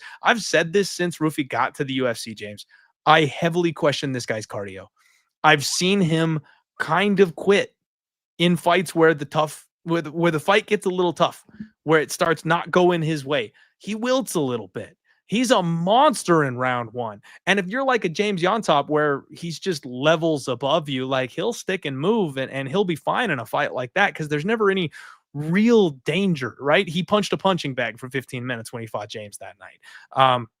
He got King Green with that big, crazy spinning heel kick. Like, you can't deny the power, but all the stuff that he throws, everything that he does, it requires a wind up, James. Everything he does is big motions. It's big movements. Now you compare the Dustin Poirier knockout of Benoit Saint-Denis to what Mauricio Ruffy does, and it's not even close. Ruffy does not cover and roll and throw a 6-punch combo as you get in close and tight on him. This guy looks for one big shot. He bites down on the mouthpiece and he swings and he hopes to intercept you. I think Benoit Saint-Denis is going to be able to close the distance here, James. I feel like if Benoit Saint-Denis can avoid the spinning heel kick at distance, he'll be able to get in on those takedowns. And once he starts getting in on those takedowns, it's not BSD that's going to be struggling with the cardio. It's going to be Mauricio Ruffy. I think this guy's getting rushed, and he's getting rushed way too quick, because going from Jamie Malarkey, who on his best night can be extremely chinny, to James Yontop and a broken old version of Bobby Green, to now jumping into the contender circle because you're a fighting nerd and taking on a guy like Benoit Saint-Denis, I think it's wake-up call. Like, I think Benoit wins this fight. And frankly, I think he breaks this guy and makes him look bad. I like Benoit Saint-Denis. And he was actually supposed to be the dog of the week, you guys. I got a little excited when I was doing my breakdown on Paul Craig. So I'm going to go ahead and flash the dog of the week symbol here again, because I came in fully prepped, locked, and loaded for this to be the dog of the week this week. And then while I was talking Paul Craig, I just my blood pressure got a little up. So we're gonna have two this makes more sense. I actually agree with you more on this dog pick than I do with that. Now, with all that said, I am gonna pick Ruffy, but this is a very interesting fight, because this every now and then we get a fight like this, and let me explain what I'm talking about here. So, what's the fan narrative right now with Benoit Saint-Denis? He's terrible. Guy was fraud checked, whatever you want to say, right? Don't get me wrong, had a terrible night at the office against Moicano. But I actually do think that staff played a little bit of a role in the Poirier fight, for the simple fact that if you go back and watch that fight, Benoit Saint-Denis won that first round against Poirier. He looked good. He actually had Poirier in some trouble early in that fight. And then second round, he just ran out of gas, and it just like he couldn't do anything. And Poirier was able to sort of take advantage of that. And you could just see that Saint-Denis was fading in that second round. And we're talking about Dustin freaking Poirier, which after that fight went on to have a pretty good performance against Islam Makhachev. The thing we can't ignore either, so if you look back a little bit further with Saint-Denis, knocked out Thiago Moises, knocked out Matt Frevola. I know Frevola's been knocked out too, the famous one against Terrence McKinney, but like he's fought some decent opponents here that he's actually finished. The thing with Ruffy is, like, I'm with you. Like, there's some potential there. There's a lot of excitement. You know, we hear the future champ talk a lot with a lot of those Fighting Nerds guys, right? And I think that's really exciting. But again, it's King Green in his last fight. King Green, I just talked to Diego Ferrer today because he's going to be fighting Alex Fernandes at Noche UFC. He told me that like Bobby Green couldn't even walk. That's how injured he was. And this was like a day or two before the weigh-ins. What I'm getting at here is you're getting a King Green who is already very much broken. The same King Green who walked into a submission against Paddy Pimblett. And like, I've never seen something like that in a fight where he just like basically gave up the submission. It was just really, really weird on my end here. What my long-winded answer here is that I think there's still a bunch of question marks on Ruffy here. And I'm glad you brought that up, because I felt the same way. The Lion Top fight, you know what he was in that fight from a betting perspective? He was a minus 900 in that fight. Did he look like that in that fight? I think he was a 29-28 winner in that fight, but that doesn't look like a minus 900, right? Like, this is what I mean. Like, this is a classic fight where I think the fans have got it wrong a little bit on Saint-Denis. I don't think he's done. I don't think he's terrible. I don't think he had a good fights against Moicano, but I'm not just going to base his entire career off that one particular fight. And then on the flip side with Ruffy, we're, a fight or two away from him not looking so great as a minus 900 favorite. So what I'm getting at here is, I think if you're picking Ruffy here, which I am, you are betting a bit on potential, because he does have that power. And it is concerning to see Saint-Denis take the amount of damage he has, because you even go back to the Zaleski fight, which was his debut. That fight was, he took a ton of punishment in that one, but didn't end up getting finished in that one. So that is a little bit concerning. That's part of the reason why I'm taking Ruffy here. But, we talked about value on the dog. Like, I get this pick from you, taking him as a dog, because I do think this fight is closer than what people think, simply for the fact that we have two polarizing opinions here. Ruffy's the future champion. Benoit Saint-Denis sucks. We got to come somewhere in the middle here, because I think that's where the truth lies here. So I'm going to pick Ruffy, but I get the Saint-Denis pick for sure. All right. Well, I'm glad you can at least see the vision here on this one, man. And that's, my whole thing, James, I always tell people on this podcast, I don't believe anybody's special until they prove it to me. And right now, you've got the hype of a man who looks special, but I haven't seen it yet. Like, I get the highlight reels. I've seen those, but like you mentioned, there's huge asterisks on every single one of them. And if James Yontop knew what a double leg was, I think he wins that fight that night. He was crashing the pocket against Mauricio all night. And while Mauricio was just kind of backpedaling and looking for power shots, he continued to flail and like try and throw punches. BSD is going to grab your body. BSD is going to pin you up against the fence. Like, there's going to be no moment where you're flailing at space there. If he gets in range like that, he's going to throw elbows. He's going to grab your legs. He's going to grab your body. He's going to drag you to the cage and drag you to the mat. Like, that's going to be a completely different look. And when a low-level fighter like that is capable of it, I fully expect BSD to be prepared and capable of doing it as well. We just got to survive that one big power shot. We got to fade the Conor McGregor, Jose Aldo 40-second starch, because make no mistake, you guys, Benoit Saint-Denis has taken a lot of damage in the losses that he's had, in the draw that he had. He has taken piles of damage. Now, don't get me wrong. I don't think he's a broken man by any stretch of the imagination. He's one of the toughest sons of bitches out there. So I still think he's got it in the tank. But if there was ever a guy in this weight class who was going to one-hit him, it would be this man. So we could see like that viral Conor McGregor, Jose Aldo moment where he starches him with one shot. But if that doesn't happen, BSD makes this a dogfight, and I like him here. Yep. I get it. Trust me, I get it. All right.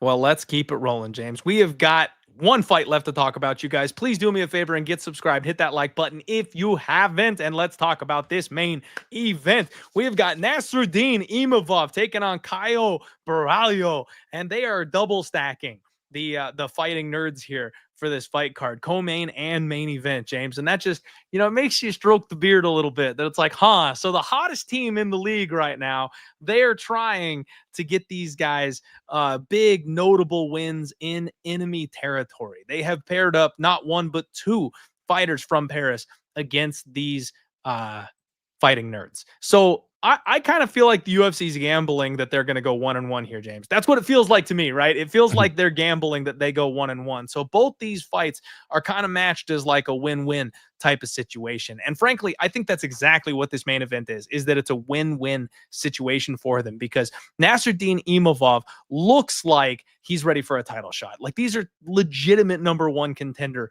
type fighters here. Imavov is on a 4-fight win streak since the no contest with Chris Curtis. He's doing exceptionally well. He got a finish over Israel Adesanya on his last fight. He got that big round 4 KO over Jared Cannonier, something that people are kind of poking holes in for some reason, which I find interesting. So he's looking real good. Out of 4 wins, he's got 2 finishes. And then you've got Caio on the flip side of this thing, who is on a much longer win streak. He has not lost since he made it to the UFC off Dana White's Contender Series. He similarly has 2 finishes in his last 4 fights. I feel like they're a little bit weaker, though, because you've got Paul Craig, who is notably chinny, right? If he can't get you grappling, he could be in trouble on the feet. We already talked about that. And then Mikhail Oleksiejczuk, a man who the world knows cannot grapple. In fact, after losing to Caio Borralho, that man packed his bag and he flew out to become one of the fighting nerds, because he went, "You whipped my ass so bad. Please teach me, senpai." Like, he went to go learn from the guy that beat him. That's how bad it was. I'll be honest with you, James. I have never been sold on either of these guys. And that makes this really, really tough for me, because I have talked about the cardio concerns with Nassourdine Imavov for years.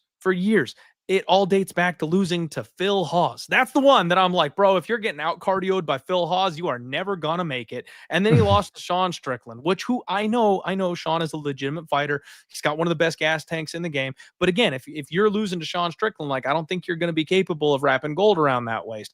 The Jared Cannonier fight, I actually bet Jared Cannonier against Nassourdine Imavov that night, and I thought the reverse was going to happen. I thought Imavov would fade and Cannonier would win via round 4 or 5 KO. And the shot Imavov landed that kind of took away the equilibrium of Jared Cannonier, the ref stepped in, waved it off. It was a little controversial. It was weird because Cannonier was still with it, and Imavov looked like he was kind of fading, like he was trying to finish the fight, and it looked like that gas tank was running on empty as he was going in for the kill. So a very interesting situation. And then he got the shell of Israel Adesanya. And frankly, I'm a Brendan Allen hater, all-timer, right? The cardio, it seemed like Imavov is suited more for 3-round fights than he is suited for 5-round fights. And in that Brendan Allen fight, both guys were just completely exhausted. Imavov was getting out wrestled by Brendan Allen in the first round, and he was able to get success as Allen faded throughout the fight, sprawling and brawling, and he won the last 2 rounds, but it wasn't by a lot. It was a very close fight, and it was kind of down to just who could last a little bit longer. So I'm still not like all the way sold on Imavov. But the same thing could be said for Caio. Jared Cannonier, the common opponent, I posted a picture on Twitter today that shows what these two guys look like in round 4. Caio's busted up. His face is swollen. He had like a big old cut under his eye. Like, Jared Cannonier whooped this dude up. Even though Caio ended up winning and getting the decision, like, Jared Cannonier hurt this man. And before that, we already talked about the Paul Craig and Oleksiejczuk wins, which frankly, I feel like were silver platter opportunities for him, right? He beat Abus Magomedov, which is starting to look like a decent win. But before all of that, this man lost to Mahmoud Muradov. I don't care what the record says, James. Watch that fight again. He got swept. He got reversed. Like, Mahmoud Muradov, who no longer is in the UFC, should have gotten his hand raised that night. It was a very suspect fight. Caio is just like fucking 3 or 4 of the other guys we talked about on this card, James, who does just enough. He's a weasel. He's not a guy who's got exceptional power. He's got solid grappling. Don't get me wrong. His grappling skill set is very good, but it's not overly dangerous as far as his submissions go unless you don't know what you're doing. I think Imavov has a lot of advantages in this fight, but the fact that it's a 5-round fight and the cardio of Caio, I think that's what makes the difference here. I think this is going to be a 3-2 score with Caio getting the decision in a very, very sketchy split decision type of fight. I think they're going to rob Imavov in his backyard is how this fight is going to go, James, because I fully expect it to be close. But when we get to rounds 3, 4, and 5, I think the technical striking of Caio and the cardio is going to be what separates. I think Imavov is going to be a little bit more desperate and missing on some of the bigger shots that he's throwing out there. And Caio will be landing just enough, right? He'll be sticking and moving. He'll be avoiding the counters. I think Caio by decision is the way this thing goes. And I will forever be grateful to Nassourdine Imavov for giving us one of the greatest memes of all time ever when he fought Brendan Allen. Man, I've got to go with Caio. I think we're going to go 1-1 on the Fighting Nerds. I think Benoit Saint-Denis pulls the upset, and I think Caio gets the main event score with a greasy-ass split decision. What do you make of this fight, James? What do you think? Well, I agree with you. I think the Fighting Nerds are going to go 1-1, and that's why I think that Nassourdine Imavov is going to upset Caio Borralho. So you bring, like, you're exactly right. Like, when I was breaking down this fight, I'm like, man, these guys are kind of similar. Like, Imavov had some weird fights, like you mentioned, the Phil Haas one. The Strickland one, we got to give a little context on that. Short notice, up a weight class. Strickland was already in Vegas. You know, kind of a tough fight for Imavov to kind of take that on, like, a couple days' notice on Strickland. And obviously, we know Strickland is a lot better than we thought he was. So I almost kind of, you know, erase that fight from the memory a little bit. You know, if you would have told me, if you looked at Israel Adesanya's resume, and I know he is on the decline a bit, you would have told me out of all the opponents he's fought, we would see Alex Pereira knock him out and then pick one other one. It wouldn't have been Imavov. That's pretty impressive, the fact that he actually finished him in that fight. You know, again, Adesanya's been in there with you know, guys that have knockout power, but that to me was, you know, a little bit of a signal that, you know, I think Imavov has been making some improvements. Now, he's another guy that left Fernand Lopez a couple fights ago, training with Nicolas Ott. I think we are seeing some of those dividends being paid off. I do think we are seeing a bit of a different fighter. Now, you're right, the cardio is a bit of an issue. But again, I'm going to go back to the fight with William Gomis and kind of alluded to this fight as well. Where is this fight taking place? It's in France. This is where Imavov's from. They're coming to watch this guy. I do think that stuff does have a bit of an influence somewhere. And again, I don't think we're going to see a finish here. Like, I honestly think if you want to save yourself the heartache, if you want to see, you know, if there's a bad decision either way, I think the fight goes the distance prop should hit. I know you're not going to get amazing value on that. I don't even know what it is right now, but that I think is the safe play here, because I don't think Caio's not much of a finisher. Again, his last stoppage win, I think, was the Paul Craig one. Again, Craig's getting up there in age. Imavov's 3 years younger. And I think if you're kind of looking at their overall resume, I think they're very similar in a way. Yes, Caio's won more in the UFC in terms of, you know, him not losing, but also like you mentioned, the Muradov fight, there's been a couple fights where he hasn't exactly looked so great. So I think, again, 50-50 fight. Someone asked me today, like, what percentage do you give Imavov the chance here? I'm going maybe 52%. Like, it's going to be close. It would not shock me at all if Borralho got the win here. He has looked good. He hasn't lost in the UFC, but it's in Paris. It's in France. Imavov making slight improvements here, a little bit younger. That's the little bit of edge of a margin that I'm going to give to him here for him to win a decision here. But I would be very surprised if this fight ends in a finish. And I'm going to make another prediction here. I think this fight's going to end up being a decent fight, but not one that's going to convince the UFC to give the winner a title shot. I think you're going to see the winner of Rinat or Ritter and Anthony Hernandez get that title shot, because I think that's going to be more entertaining in Vancouver, which is in my backyard. Looking forward to that. Yeah, I think Dana White came out and said this is basically a 4-man tournament, right? Like, he said, it's one of these 4 men that gets the next title shot. So whoever shows out in the next 2 fights is the one who's going to get that call and get the next crack at the title. And I'm with you, James. I think this is going to be a very technical fight. I think it's going to go the distance, and I think it's going to be close and competitive. But when you watch the chaos of Rinat or Ritter and Fluffy, yeah, the winner of that fight is going to be the one that gets rewarded with the title shot. So I'm 1,000% with you on that one. We got a bit of breaking news here. Just want to mention this to ties into this card. So according to Al Zolino, who's very legit, Italian journalist, MMA, he is saying that it appears that Harry Hardwick, the Cage Warriors featherweight champion, will be stepping in for Faris Ziam against Fernandes. So just throwing that out there. You know, so just, yeah, exactly. Yeah. So just something to keep in mind there. We don't have to break it down, but just wanted to mention that to our audience. Yeah. Couldn't break it down. I would need to do the research there on that one. Yeah, of course. That's good to know. Thank you very much, James. Appreciate the breaking news. Always on the ball here. Yeah, that's exactly. good stuff. All right, Yeah. you guys are gonna have to tell me about the newcomer here on that one. But what I was gonna look at here is over on Cloud Bet, James. It looks Mhm. like the under 4.5 is plus 146. So if you're looking at the total there, it's like minus 180 to get to the over 4.5 here on this Oh, fight. that's great value. I know it's close to 2-1, but I really don't see a finish here. I really don't. Yeah.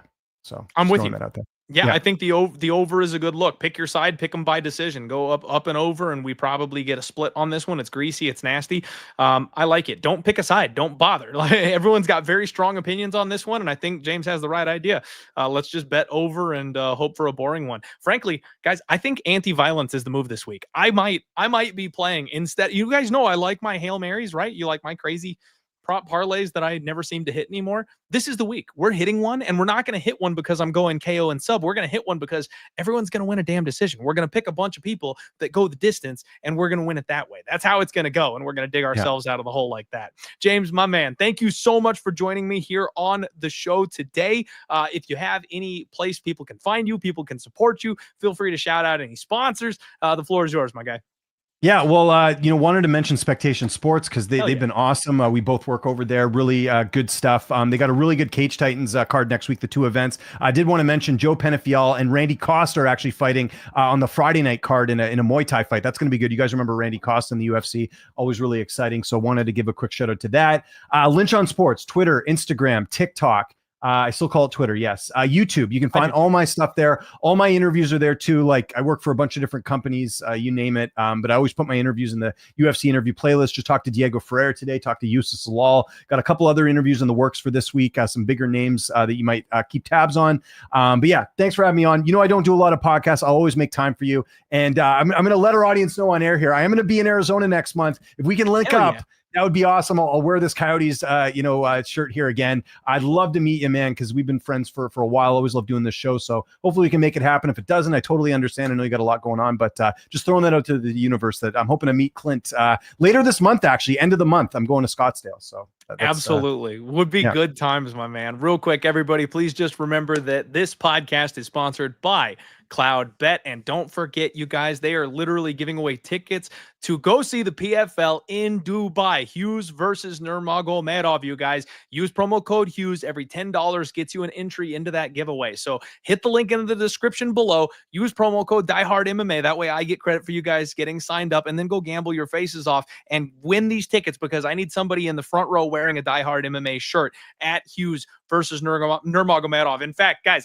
someone get in touch with me. Like, if any one of you guys win this giveaway, I'm sending you t-shirts. Like, we'll hook you up. I'll make sure you get some Die Hard merch to rock while you're hanging out there in Dubai. So make sure you guys are hitting the link in the description below. And we are back on the normal schedule, you guys. We've got 8 weeks of pure MMA action coming up here. So we'll be back with the Total Takedown, the undefeated post-weigh-in show on Friday. Of course, Clint's hot props, and we'll be right back with a bunch of awesome cards in the next couple weeks. Please make sure to support James, one of the best guys in the damn industry. Makes time for us. Really appreciate you, my guy, and everybody have a wonderful week out there. Quick grandpa update for the people. I know some of you guys care and are actually keeping tabs on it. He's back in the rehab facility. Unfortunately, we're out of the hospital. But he's back in the rehab facility. So a bit of a long road ahead of us there.